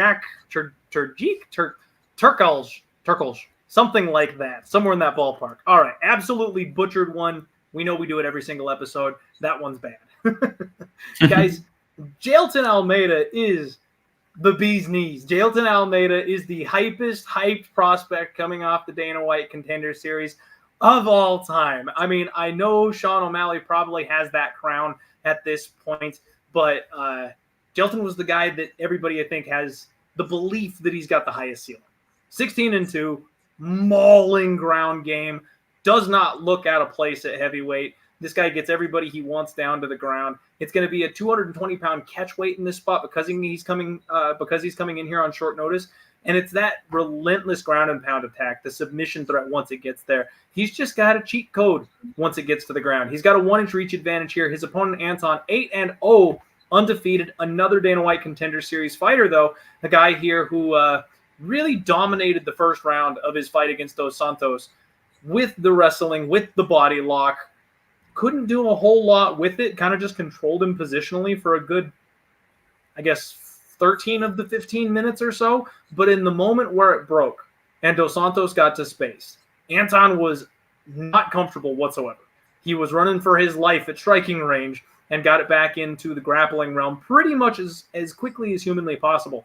I'm going to go ahead and go on record to say that I don't know enough about Anton at this spot. I don't like hyped up Dana White Contender Series fighters in general. I know we're going to get a couple of gems. I know we're going to get a couple of diamonds in the rough, and someone like Jailton may be that guy. Maybe he is UFC champion caliber. We'll find out. But I hate these gigantic price tags on these guys that, generally speaking, are a little unproven, a little too young. Minus 750 on Jailton, and we've got plus... You know what? That's the wrong line. That's the Shamil Abdurakhimov line. They have not updated it over on Superbook Sports. Let me pivot here real quick. We got minus 660, so not all that different. Plus 490 on Anton, the underdog here in this spot. And I don't feel comfortable giving too much more than that, James. I'll be honest with you. Like I said, I know what Jailton Almeida is good at. I know Anton's got some decent grappling chops on him here. I think Jailton Almeida inside the distance and sub are always the popular picks to go in these spots. But I don't know enough about Anton to say that confidently, and you guys know me. I always try to make an argument for the underdog in these wide line spots. So probably a pass for me. And, James, I'm hoping you can maybe tell us a little bit more because I was not fully prepared for this one. I mean, we all know what Jailton is, right? He's going to go out there. He's the UFC's Linton Vassell, which I always say, right? And a lot of people don't know Linton Vassell, you know, because they're not hardcores. But Linton Vassell is an absolute beast. He moved up to heavyweight from light heavyweight, and he's exactly like Jailton Almeida. He's just a little bit older, a little bit less jacked, and just a little bit better all around, right? But I always say it's Linton Vassell fight week when it's Jailton Almeida fight week because those fighters are one and the same to me. They both go for the strong body lock takedown. They're so powerful.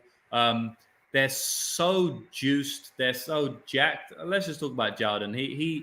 He's been eating his vegetables. He's been eating his nutrients. I'm pretty sure he takes a lot of very high-level supplements coming out of that camp, same camp as Carlos Felipe, who actually popped for a substance, not a supplement. So, you know, I mean, Jailton Almeida is like an absolute, I mean, the guy looks like a statue, you know, he legitimately looks like a statue. There's not that many people in the UFC that look like a statue, you know, he's huge, tall. The guy's so strong, he's so powerful in the body lock, like he's going to get anyone down. He just picked Parker Porter up and threw him to the ground. Parker Porter is 265 pounds, one of the biggest heavyweights on the roster. One of the heaviest heavyweights on the roster, right? Maybe not the biggest. Like it was nothing. Like it was nothing. Yeah. I mean, it was maybe a little bit harder than what he does in the on the light heavyweight division, but this is heavyweight, right? And I think this fight's going to be at catchweight. I don't know why Jailton moved up to heavyweight. I have no idea why he did that.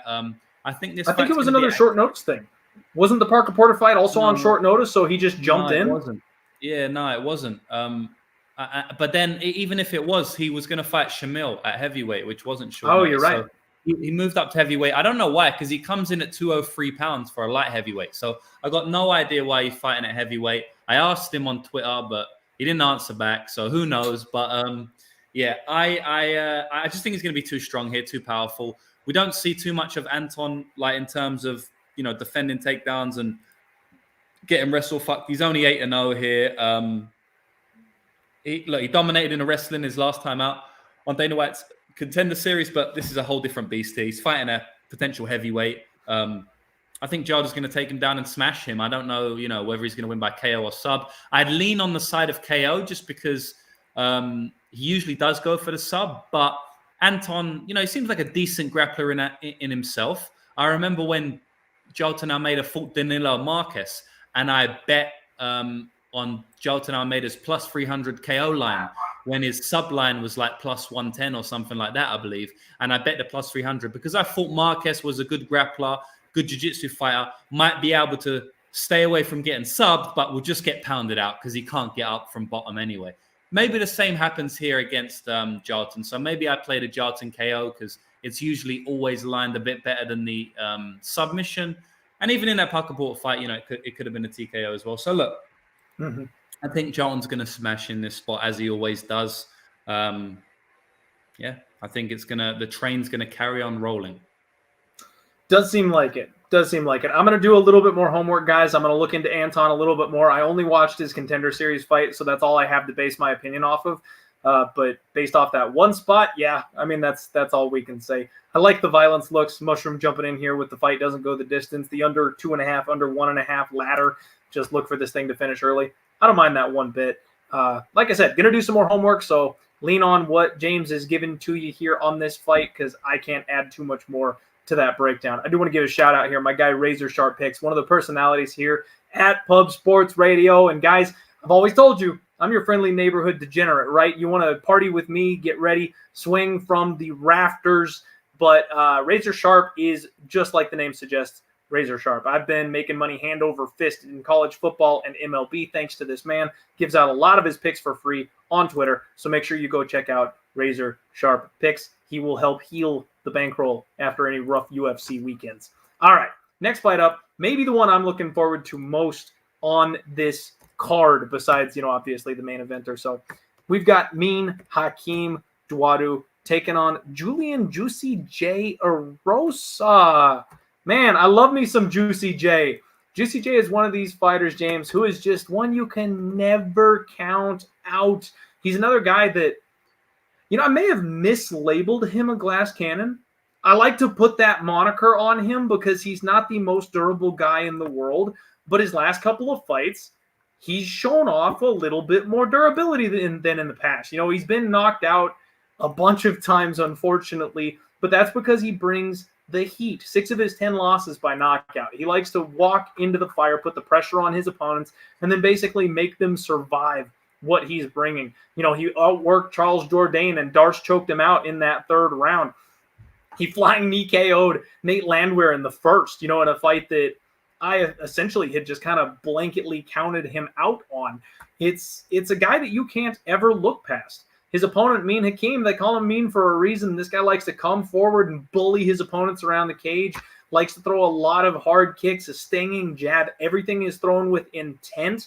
He likes to attack the body and slow his opponents down so they can't survive the full 15 minutes. But honestly, James, I've been trying to fade the chin of Hakeem Dawodu for a long time. I see him get clipped. I see him get rocked and hurt. He's one of those guys where it's just a matter of time to me. Eventually somebody's going to crack him and put him down. And I thought Trizano was going to be the guy. I thought Trizano was going to be able to mix in the wrestling. I thought he was going to be able to sit down on his punches. He'd been working on that his last couple fights, talked about it in interviews, showed it off in his last couple of fights. I thought he was going to be the guy to crack Hakeem Dawodu, but instead he shelled up.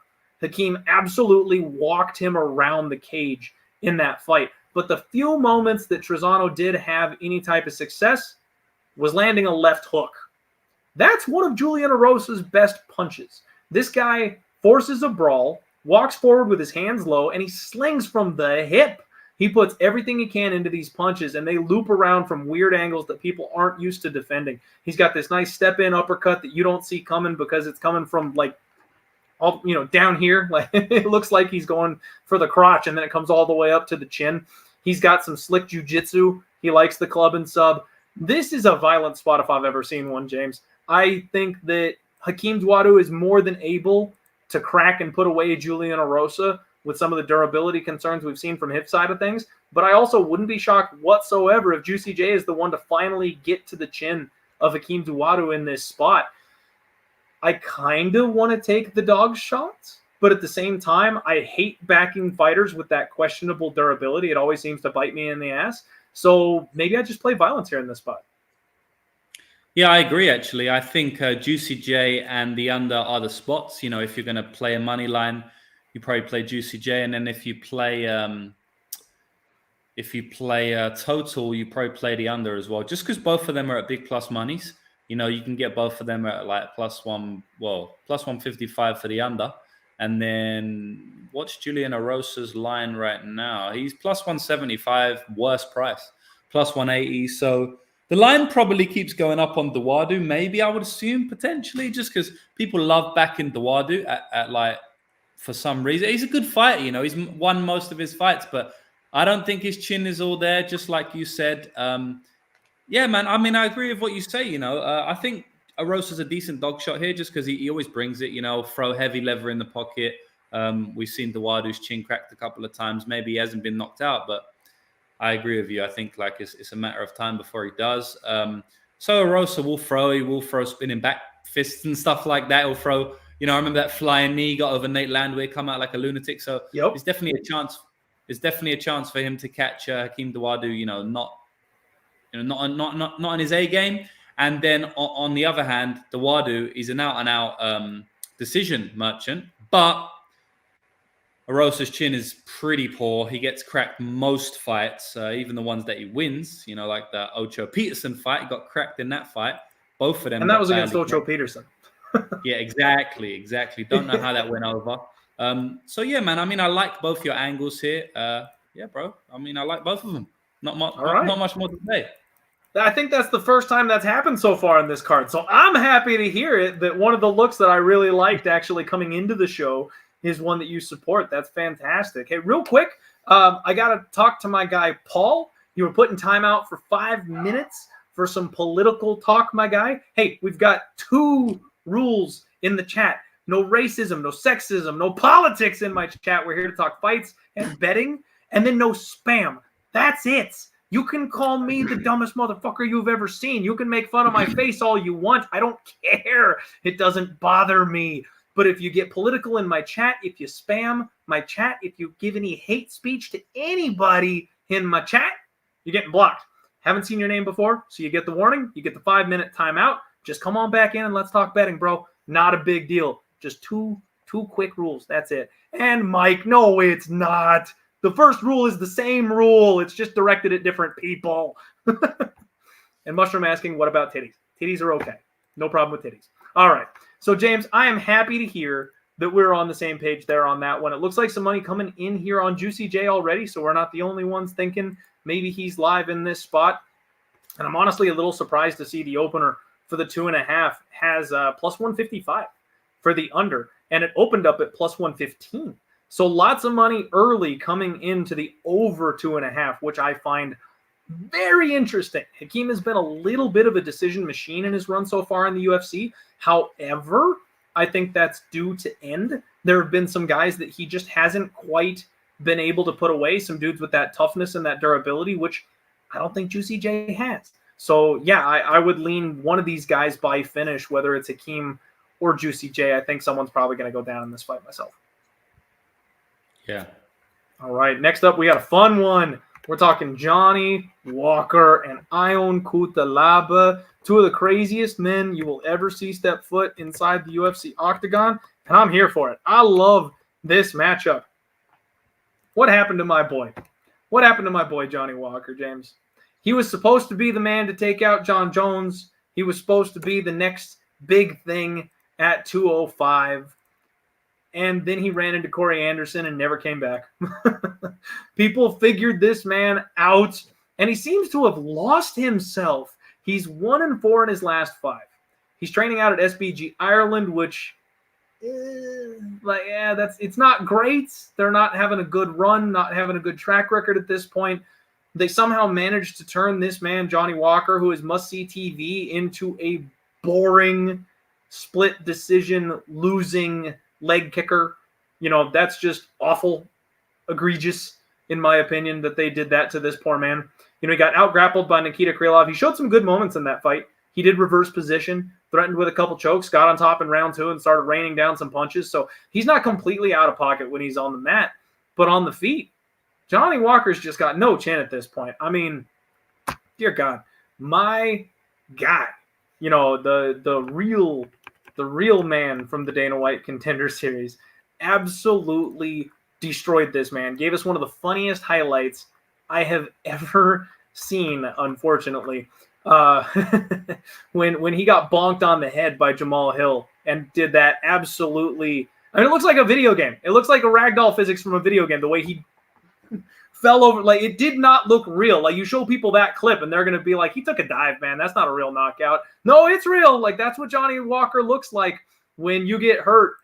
So, obviously, someone like Cutelaba, my other favorite shit-eating wild man, shout out Paul from the Dogger Pass podcast, he comes in heavy, wings big bombs, looks to punch and hurt people, caves people's mouths in. He's got a good wrestling offense, 4.75 takedowns per 15 minutes, 62% accuracy. So we know he can get the fight to the ground if he wants it there. The only issue for me is you can't trust Ion Cutelaba at chalk. This man got himself knocked out by faking like he was hurt to the point that he sold the referee on it. And then he throws illegal blows, elbows to the back of the head. He will get himself disqualified very, very easily. He's done it before. He'll do it again. Very questionable fight IQ from Ion Cutelaba. And they're expecting you to pay minus 190 on him here in this spot. If I'm honest with you, James, I feel like this is another dog or pass type of spot from a money line betting perspective. We've seen Ion Cutelaba be a good hammer and a bad nail. We've seen him get caught in submissions multiple times. He's got 3 losses by sub, 5 of the 7 by finish. And like I mentioned before, Johnny Walker is able to, reverse these smaller guys at 205. He's a big, big dude at this weight class. The problem is, again, that durability. Same thing as Juicy J. I don't know that I want to go ham backing Johnny Walker, even though I feel like we got a nice plus number, because he could just get touched once by a big overhand from my own Cutelaba, and that could be it. That could just be the whole fight right there. It's over. So it's another violent spot, if anything, I feel like, for me. But, damn, it's so unfortunate that I feel like 90% of the fights on this card is a fighter that I don't want to trust. Like, I've got to lean to a side, and it's impossible to be confident on it because they have such gigantic gaping holes in their game. Like, I don't really want to back Johnny Walker hard when he's facing a guy who's got power. It's that simple. But I also don't want to lay minus 190 on a guy like Ion Cutelaba, who will elbow somebody in the back of the head or knee them when they're down and get DQ'd. Yeah, I think Cutelaba's probably going to smash him in this spot. It's kind of set up for Cutelaba to knock him out, in my opinion. I think he can get him with maybe some ground and pound, maybe some elbows against the cage or something. Probably just on the feet, though, because Cutelaba can actually crack on the feet. He's a light heavyweight at the end of the day. He did drop Devin Clark heavily on the feet last time out. And so, we know he has that power. But also, Johnny Walker's always going to be live to get some random, knockout. And the way he fights is just crazy. I know his fight against Thiago Santos went, the full 5 rounds. But in my opinion, that's a random fight in a large sample size of Johnny Walker fights. That's not how he fights. Maybe he was trying something different with Kavanagh. Who knows? I don't know, because in the Ryan Spann fight, that was probably one of the craziest fights I've ever fought. And he was still with Kavanagh then. So, everyone's blaming Kavanagh for that Santos fight. Well, what about the Spann fight? That was literally the opposite of the Santos fight, and he was still with Kavanagh. So, I mean, I don't really know if it is Kavanagh or it's just Thiago Santos, because Santos for sure fights on the outside these days.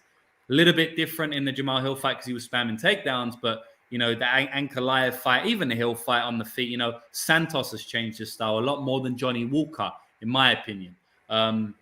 So, yeah, I just think that this fight's going to be chaos. I think the under 1.5 is a decent bet, and I guess I'm going to go with Cutelaba just because I think he has that durability edge. I think he's a better fighter, and at this spot, at this point in time, I think Walker is just, you can't trust the dude, But like I always said, the way he fights, so volatile, he's always going to be live for something crazy. He even cracked Krylov a couple of times in that fight. So, cracked him hard. Yeah, so, he's always going to be live, Johnny Walker. That's why you don't clamor to play against him unless you got a hedge or something. But I think Cutelaba is going to win via KO in this fight. Okay. Well, that's enough for me to sell on my violence there, James. I really think this fight is going to end inside the distance one way or the other. And you know what? I got tricky, and I played Ryan Spann by submission. I want to look at the Johnny Walker by sub number. This guy's a KO machine. We know that. But he's also in the business of protecting his chin right now. And when he reversed positions on Krylov, he immediately wrapped up the neck and tried to go for one of those back against the cage. Like, he was on the ground, but, standing guillotine type of positions. That's exactly the kind of shit that Ion Cutelaba puts himself in constantly. That may be a spot where we just sprinkle just a tad, because I know the number's probably going to be stupid. Yeah, I don't see it. I also played Ryan Spann via submission over Cutelaba, so that was a good juicy 7-1. But Spann has that great, Spann has that great headlock series. He's got a great guillotine. He's got a great dash choke. We've seen what he did to Devin Clark, and he always goes for it. Walker, not so much, but you might get 15, 20-1. Who knows? So. See, this is where that 15 to 20-1, James, and then this is where the tinfoil hat comes out, because I've seen him go for it at least once at the UFC level. And when you get these guys that they go, Andrei Arlovsky style, the chin is failing, the glass has been cracked. They tweak the game ever so slightly to protect the chin because you just don't want to get knocked out anymore. I'm not going to be surprised whatsoever if Johnny Walker comes out with a singlet on for this one. I won't be shocked at all if he engages in the wrestling with Ion Cutelaba, because he just doesn't want to get knocked out again. And if that's the case, now, don't get me wrong, he probably goes ground and pound because that's what Johnny Walker does. But I've seen him go for the choke, and I've seen Alan Cutelaba put his head in the choke. Again, I'm not saying it's going to be a big bet. I'm not saying it's going to be a bet at all, actually. But it's one thing I want to talk about, and we'll look at the number. If it's like 20 to 1 or something, shit, we got to throw some beer money on that and see what happens. I'll be rooting for you either way because I probably will be on some form of under. So hopefully we can both cash. See, that's the move. That's the move. You go heavy on the under, and then you pick your favorite under method, and then you just throw a little dart that pays for all of it if it happens to come through. All right. We are moving along here. Irene Aldana taking on Macy Chiasson. And I have a maybe not okay attachment to Macy Chiasson at this point because of her cashing that ticket for me the last time out. She was a good dog to me last time, James. She got it done against Norma Dumont. I was live there at UFC Phoenix. Tried to get a picture with her. Unfortunately, they were ushering her out of there quickly. I wasn't able to snag her in time. I wanted to get the selfie after cashing the ticket on her, but she got out of there too quick. She's 8-2, seems to be finding her home at 145. It seems like she was maybe stretching herself a little thin to get down to 135, and it just wasn't a good look. Backfired on her a bit. I honestly have questions about Macy Chiasson in general. She's big. The UFC needs these big women to fill out these upper end divisions, but she does not have a very good run of opposition here in the UFC. I mean, even her wins are not anything to write home about. So she got the split over Norma Dumont. That's by far her best win. She got tapped out by my girl Rocky Pennington. Oh, that night was sweet. I loved cashing a ticket on my girl Rocky. But then she beat, 40-year-old Marion Renault, Shanna Young, I think in Shanna Young's UFC debut, and Sarah Morris, Gina Mazzani. These are the type of women that either are no longer with the organization or probably won't be with the organization much longer. And then she's got that loss to Lena Landsberg. So she's kind of learning on the job, James. She's one of these fighters that I do think will get better, can get better. She showed in her last fight that she is a little better, but I'm not sure where her ceiling really is. Now, she's going to have a 4-inch reach advantage here in this spot. Mixes up the, like her last fight, mixes the takedowns in pretty well. Good flow from striking to grappling. But she got hurt bad on the feet in her last fight by Norma Dumont. And she's taking on Irene Aldana, 13-6. Now she's moved over to ATT. That's like the women's MMA hub of the world. The best women fighters, the most up-and-comers are coming out of there right now. So good spot for her to be. Excellent range control, good footwork, real tight boxing. She had Yana Kunitskaya busted up and bleeding within 2 minutes in her last fight. Like, Irene Aldana is nasty on the feet. But the one thing that she's really struggled with, the veteran fighters that mix in the grappling.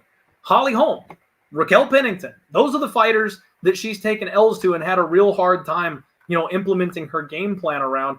And I am not, just please guys, don't get it twisted. I am not comparing Macy Chiasson to Holly Holm or Raquel Pennington. But what I'm saying is her game plan has shades of what they used to make that work. This line is a little closer than I kind of anticipated that it would have been. James, we have got Irene Aldana minus 175 and Macy Chiasson plus 155. And I don't know if that's a little bit of hype, a little bit of rub coming off her last opponent getting the win over Norma Dumont, or if maybe I'm a little high on Irene Aldana. And this is a spot where the number should be closer. And Macy Chiasson will be able to use that body lock and will be able to strike around with her. Honestly, I kind of lean more towards the boxing prowess, the footwork, the speed, the hands, the power of Irene Aldana. This is a favorite or pass spot for me. If anything, I'm going to be lining up on that side. And as the line continues to drop and get closer, we'll see where it ends up. But I'm kind of hoping more love comes in here on the dog. I will absolutely take a buy low spot on Irene Aldana, and I wouldn't be shocked if she finishes her. Yeah, I like Irene Aldana for the win, but in terms of the money line, no, I don't like it. It's too much. Macy Chiasson's a good dog, and she's a good underdog to play in general. As you saw in that Norma Dumont fight, she will push the pace. She kind of knows where her strengths are and where her strengths are not in fight. So I think she'll probably go for takedowns in this fight. Irene Aldana has good takedown defense, but one thing I noticed is that if you do take her down, oftentimes it's like off a trip. And actually, Macy Chiasson has decent trips in there. So, I think that, we could see Macy Chiasson on top once or twice in this fight. You never know. Yeah, I don't know. I don't want to play it at the line. I do think Irene Aldana probably is able to stay on the outside and, land the heavier strikes in general. She's got good footwork, so she should win. But I don't know. I'm not fully convinced on either fighter to play at the current line, honestly. Okay, fair enough. We're in the same boat here. Definitely picking Aldana. Bet that I am considering. Going to watch the line, see where it goes. If it, steams the other way, obviously, I'm probably not going to pay more for her. But I will be picking Irene Aldana to go ahead and get the win. All right, everybody. We are about an hour and 45 minutes in. We're going to try and get James off the hook here. Just a couple more fights. So smash the like button for us. Let's go. Next up, we got your boy Kevin Holland versus Daniel Rodriguez. And this is a banger of a fight, James. We've got a Kevin Holland who just made a huge splash coming into the UFC. Everybody absolutely loved this guy. Super hyped up prospect. He's a finisher. He's a killer in there. Black belt in jiu-jitsu. Has no problem submitting people. Gets people on the ends of his punches. Can finish people on the feet. But D-Rod is not a guy that you can overlook. He's got underrated wrestling. He's a good Muay Thai striker. He's got quick counters. Lots of leg kicks. This is going to be a fantastic fight. And as much as, I'm probably still going to pick Kevin Holland, I don't know that I want to lay minus 190 on him against Daniel Rodriguez. We've seen Daniel get on top of people. We've seen him out-grapple people. He's got an underrated submission game. He's got some chokes on his record. Man, I do think Kevin Holland probably has an ever so slight edge on the feet like he always does because he's going to have a ridiculous reach advantage here. I believe 7 inches in this spot. And even though he's been working on his wrestling, that 50% takedown defense, it's going to be a question for me until it's not. Until he shows me he no longer has that takedown defense problem, that's always going to be a problem in my eyes for him. So I expect a barn burner here. I think this is going to be a hell of a fun fight. Kevin Holland, I guess, is going to be my pick here, but I wouldn't be shocked at all if 16-2 Daniel Rodriguez finds a way to pull off the win. Great fight, great fight. Daniel Rodriguez hasn't fought in some time. The last time he fought was against Kevin Lee back in August of last year. So, he's almost taken a year out of the octagon, a little bit more than a year out of the octagon, actually. And I actually cashed on him against Kevin Lee as an underdog there. We got to fade Kevin Lee one more time before he left the UFC. So I'm happy about that. I think it was Don't remind me. Did you bet on Kevin? God, I've been so high on Kevin Lee his whole career, man. That was one of those ones where you just look back and you got it wrong from the jump, and I just went down with the ship. I was on Kevin Lee, and I thought he was going to have more success in the grappling. Looked like he was going to early on, and then he did the stanky leg thing again. Yeah, it was a close fight, going 1-1 into the third round, but D-Rod was able to pull it off there. And that win gave him some hype. Would have liked to see him back in the octagon, a little bit sooner. I'm not sure exactly if he had any injuries or something like that. I think something did happen. I think there was a reason why he's been out this long. You may know a bit more than me. Not 100% sure, but... I don't, actually. Okay. Well, yeah. Either way, he's back in the octagon now, and he's facing Kevin Holland, who's a very good fighter. Kevin Holland recently dropped down to welterweight. He's been at middleweight for, a good portion of his UFC career, but we was always screaming for him to get down to welterweight because he had fought there prior to the middleweight run, and we knew he could make it there. And he was always, he's always a tall, slim guy, but was never really that ripped at at middleweight. But at welterweight, the guy's ripped. You could see his six-pack, his obliques come through. So I feel like this is a good weight class for him. He's extremely tall for this weight class. Huge reach for this weight class. Even in middleweight, he was a tall guy most of the time, So at welterweight, he definitely will be. Daniel Rodriguez is not a short guy by any stretch of the imagination, 6'1". So look, I think this is a good fight. Obviously, Daniel Rodriguez going to come in, probably has some type of boxing advantage in the pocket. But in general, I do believe that Kevin Holland should be able to stay on the outside for the majority of the fight. He's able to kick, do a lot of kicking against Daniel Rodriguez, just as Nicholas Dalby did. And Daniel Rodriguez, he's a street fighter. You know what I'm saying? He's not a grappler. He doesn't want to take you down, shoot multiple takedowns. So, I do think that Kevin Holland's probably going to be able to fight his best fight, which is always a stand-up fight. And without that constant threat of the wrestling, it's fairly hard for me to pick against Kevin Holland, So I'm going to go with Kevin Holland here. So D XJC56 pulling in strong, saying he had a broken hand, and then he went out for a surgery. So that would explain a bit of the long layoff. I definitely see what you're saying there, James. And kind of like I said before, I'm also picking Kevin Holland. He's just too good at winning fights on the feet.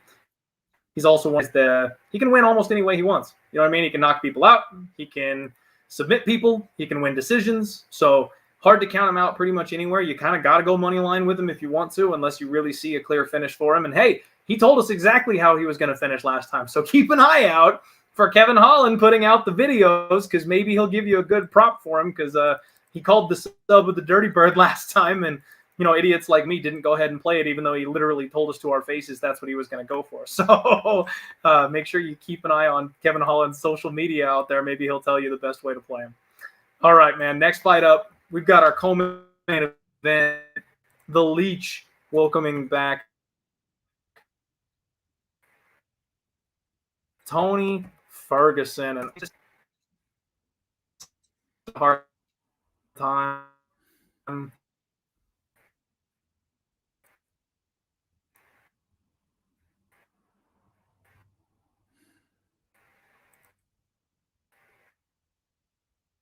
What the Are you there? The hell just happened?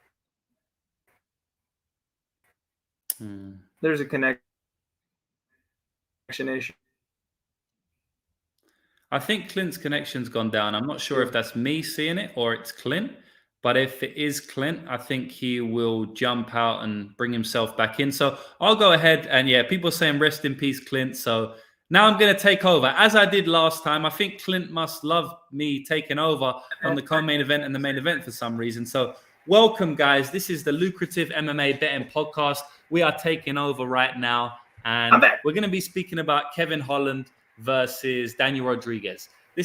Wait, no, we're not. No, we're not. We're going to be speaking about the Leech versus Tony Ferguson. But Clint's taking back control of the podcast, so I'm going to let him have his moment. James, I don't know what it is. When you come on the show, I have technical difficulties every single time. You had to run the show yourself for like the last 3 fights on that one episode because my computer charger died and I had to plug in my extra laptop that I keep for emergencies. So apologies for the technical difficulties. I don't know what the hell just happened. My internet went down for a second. I had to bounce back in here. So thank you for keeping the show on the rails here. Painful memories for me, my man. Painful memories.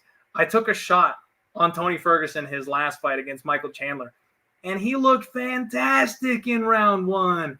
The movement was there. The game plan was there. The volume was there. He was avoiding the shots. He got taken down, but that's Tony Ferguson. He always gets taken down. That's never a problem. He kind of volumes his way back into a fight, and then he just went and died on me in round 2.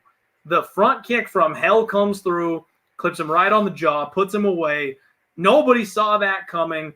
I tried to make the argument that was a good bet up until exactly that moment. Of course, anybody that played Chandler or Chandler KO was like, it was always going to come type of thing, but really, who knows? I wonder what Tony Ferguson is going to look like at 170. Yet another fight where I've got massive, massive questions, and I'm not a huge fan of him moving out to Jackson's. That's kind of a dying gym in my mind. They don't really have anybody that we're super hyped about coming from that gym at this point in time.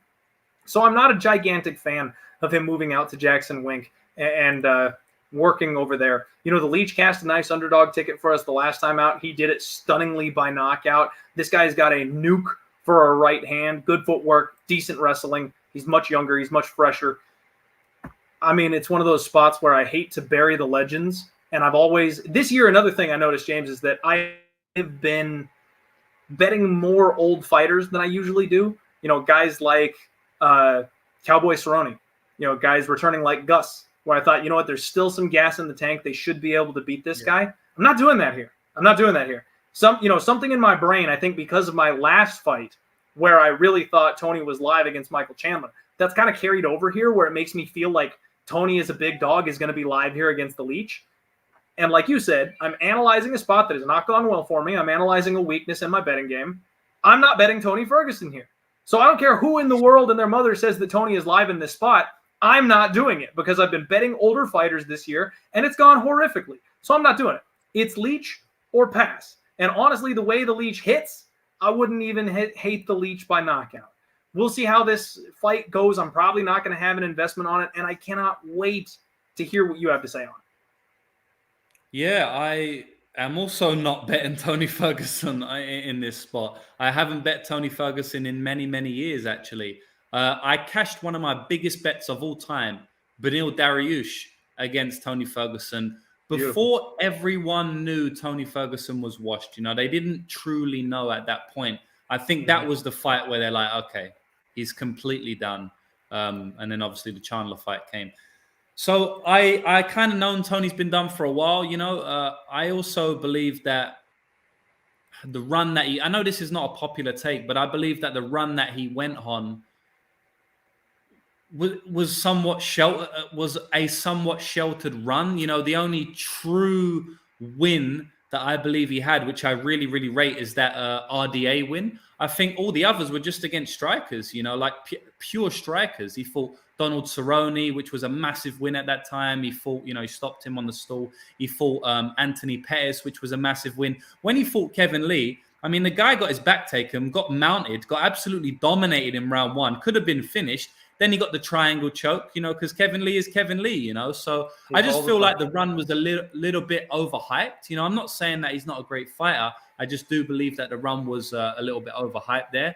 And I think that's also what's contributing to the washness, not just because he's completely fallen off a cliff, but now because he's fighting fighters like Beneil Dariush, who can just take him down whenever they want, and Michael Chandler, who can take him down whenever they want, So he's fighting the Leech here, who won't take him down. So that is actually a pretty good spot for him, just in terms of at least he won't get taken down in this spot. Now, the Leech will shoot takedowns, by the way, and honestly, I do think to be honest, he probably will mix it in now because he's fighting Tony Ferguson. But how could you not? I guess he probably has a little bit less to worry in the grappling department than some of his last fights. I'll say that anyway. It's kind of hard to know if Leech is going to get a KO or not. Tony Ferguson is moving up to welterweight, which is definitely a bad sign, because when a fighter's washed or, not doing his best, and then they move up in weight class or down in weight class, it's kind of a red flag. Usually it's like, okay, you're already done, and now you're just searching for something more. So he's like, oh, maybe in this new weight class, I'll be better. But that's not the case. It's just because of his age, because of the wars he's been on. I don't know. I don't think that it's a good move moving up in weight class. And fighting the Leech, who hits so hard, I definitely could see another KO. Tony Ferguson has an amazing chin, even now. I know we saw that big knockout against Michael Chandler, but he's still got a great chin. Now, is he going to come back the same from that front kick knockout? Maybe not. That kick, honestly, was one of the craziest moments I've seen in UFC history. It honestly was. I think it was the craziest moment I've ever seen live in UFC history. Live in terms of watching it live. Well, at least in recent memory. Honestly, that was insane. I just remember shouting, and I don't usually do that, but I audibly shouted like, oh, damn, or whatever thing I said when I saw that front kick land, So dude, I was in the arena, James. I was in the arena. You should have heard that room. It must have been crazy. It was thunder, because that's Gaethje's backyard. You know what I mean? He had Arizona. I'm sorry, not Gaethje, Chandler. Yeah.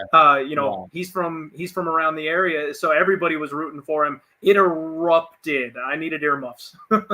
Yeah, I can imagine. It erupted in my living room, so I can imagine just being there. And yeah, like after that KO, it's kind of hard. A lot of times fighters don't come back the same, after KOs. But it seemed like Tony Ferguson didn't come back the same after the Gaethje fight, So maybe that knockout done him, not the Chandler one. Maybe the Chandler's in the nail of the coffin. In my opinion, very hard to bet this fight. Like, are you really going to lay minus 350 on the Leech?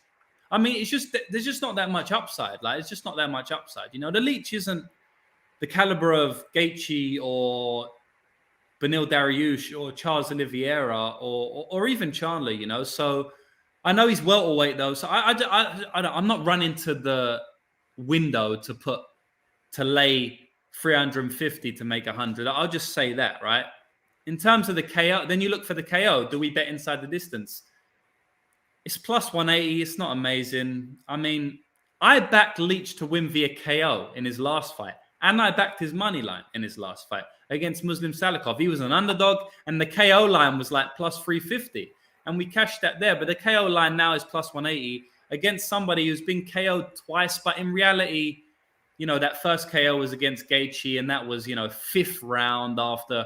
I mean, he should have been KO'd about 100 times in that fight. So the guy's durable still. He took a huge shot from Chandler, and he was still fine, in that first round. He took a massive hook when he pressed Chandler against the cage. People forget that. People don't remember that. A massive hook by Chandler, and nothing happened. He just walked through it. Gaethje has very, very good. Tony Ferguson has amazing durability. Is it completely gone after the front kick? No. Who knows? Does Leach eventually land the KO? I guess so. I'm probably going to pass on his fight in general. I'm going to pick Leach to get the KO. Okay. I can understand. I like the call. Too many questions. Just way too many questions about Tony. Like you mentioned, after that kind of a knockout at his age, is the durability gone for good? I don't know. So Leach by knockout makes a ton of sense to me. But at the same time, I could see this fight going all 15 if he isn't quite able to get that knockout. The book has been written on how to deal with Tony Ferguson. So if the Leach decides to use the grappling and take him down and wrestle, I think that's live too. So yeah, man, I'm going to pick the Leach. But like you said, I hate the price tag. There's a couple of other spots on the card that I think I liked a little bit better. This is another one with just massive questions that I'm not going to get involved in, I think. Yeah, understand. All right. Well, glad we agree on that one, folks. We've only got one more fight to talk about. It's main event time, baby. The return of Khamzat Chimaev versus Nate Diaz. And, let's just be real here for a second. This is a sacrifice.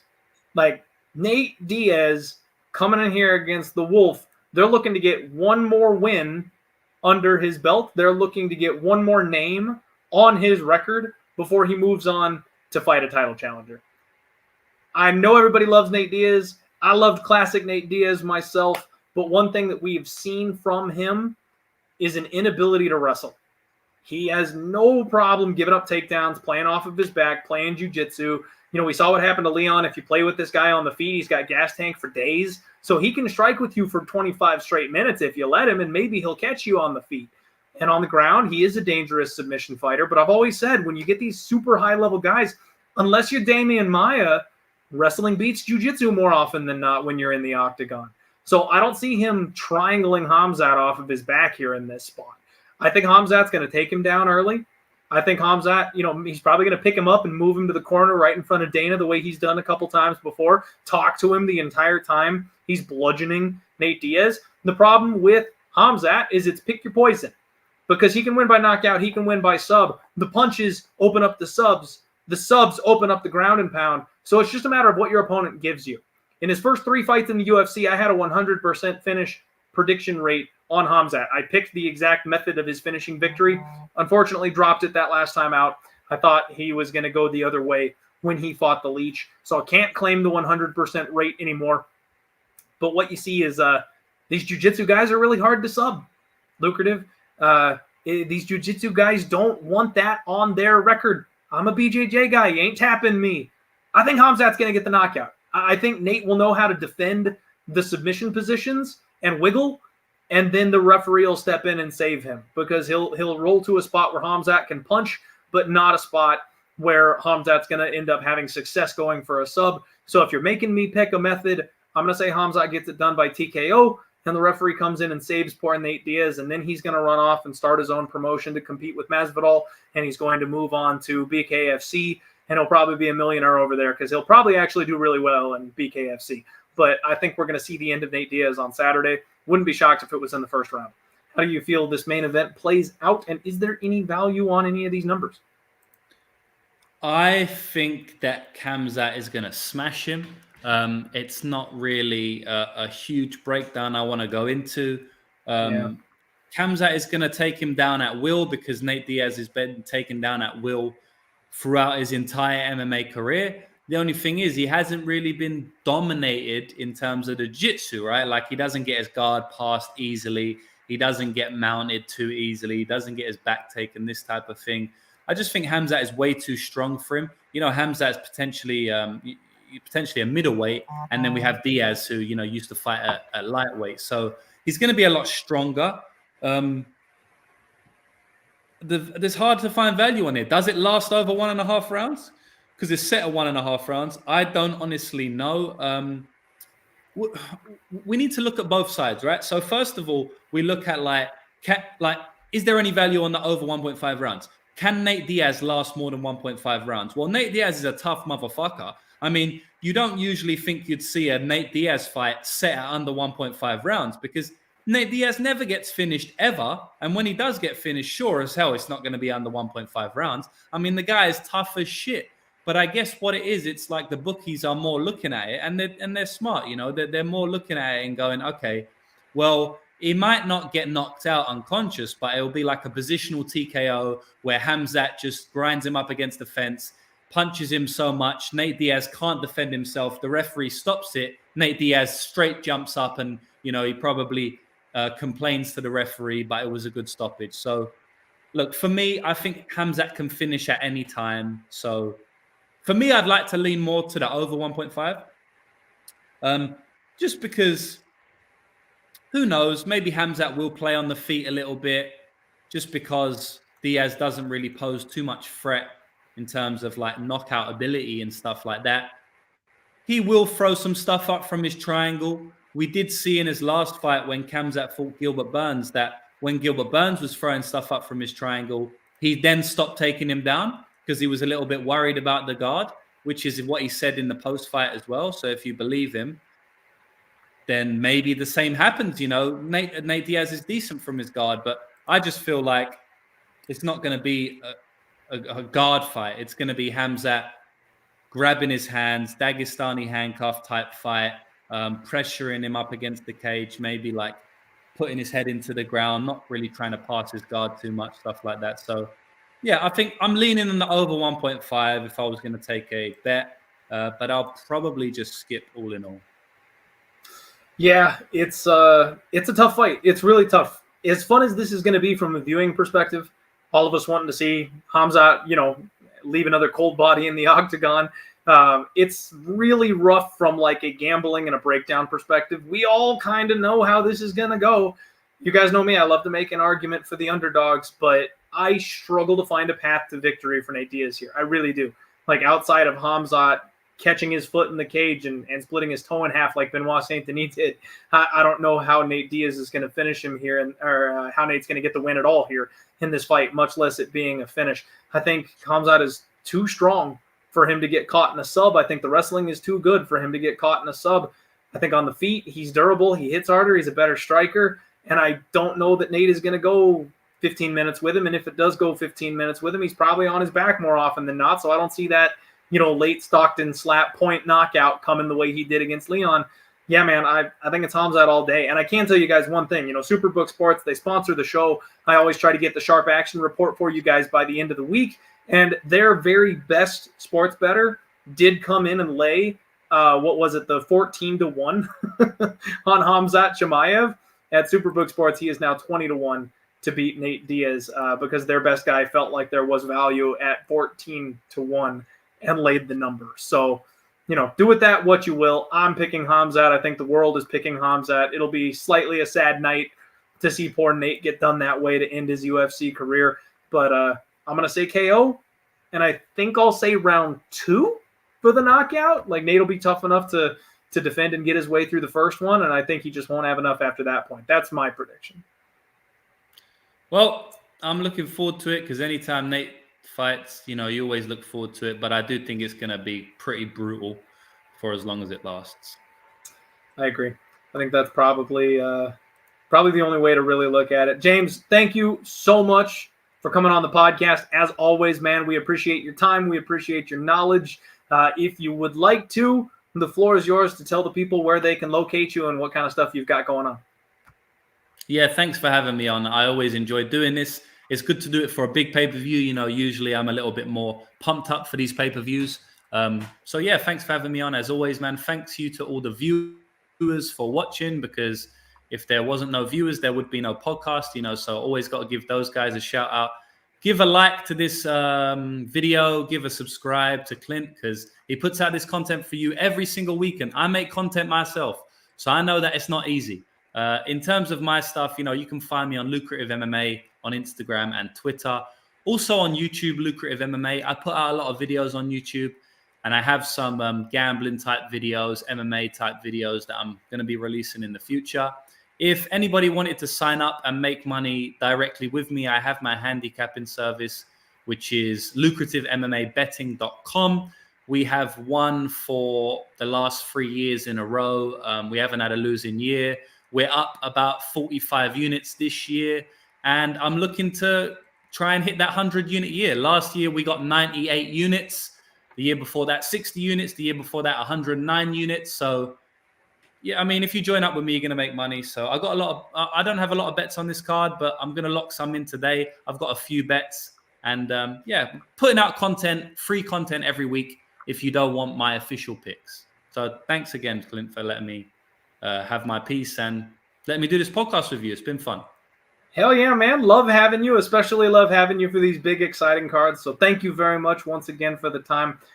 Everybody have a great week. UFC 279 is going to be hyped up. We've got football coming back. We've got less than a month until NHL gets started. You guys know me. I'm a degenerate. My favorite time of year where I can parlay football, hockey, and MMA all in 1 week. So things are about to get good for us in the sports gambling community. Be kind to each other. Support each other. Do me a favor and hit the like button here if you haven't already. And be sure to support my guy, James. He's always coming on and doing these types of free shows. And seriously, he is probably the most profitable MMA bettor we have access to. And he comes on and gives his information for free. So make sure you guys support him, even if it's just with, following him on social media or liking his videos. If you're not ready to sign up, support him in whatever way you can. It goes a long way for us content creators. Without you guys, we'd be nothing. So thank you very much. Good luck this week. We're coming back on Thursday for the Total Takedown, the Friday undefeated post-weigh-in show as always. And if I can leave y'all with just a little nugget for this wonderful fight week, go out there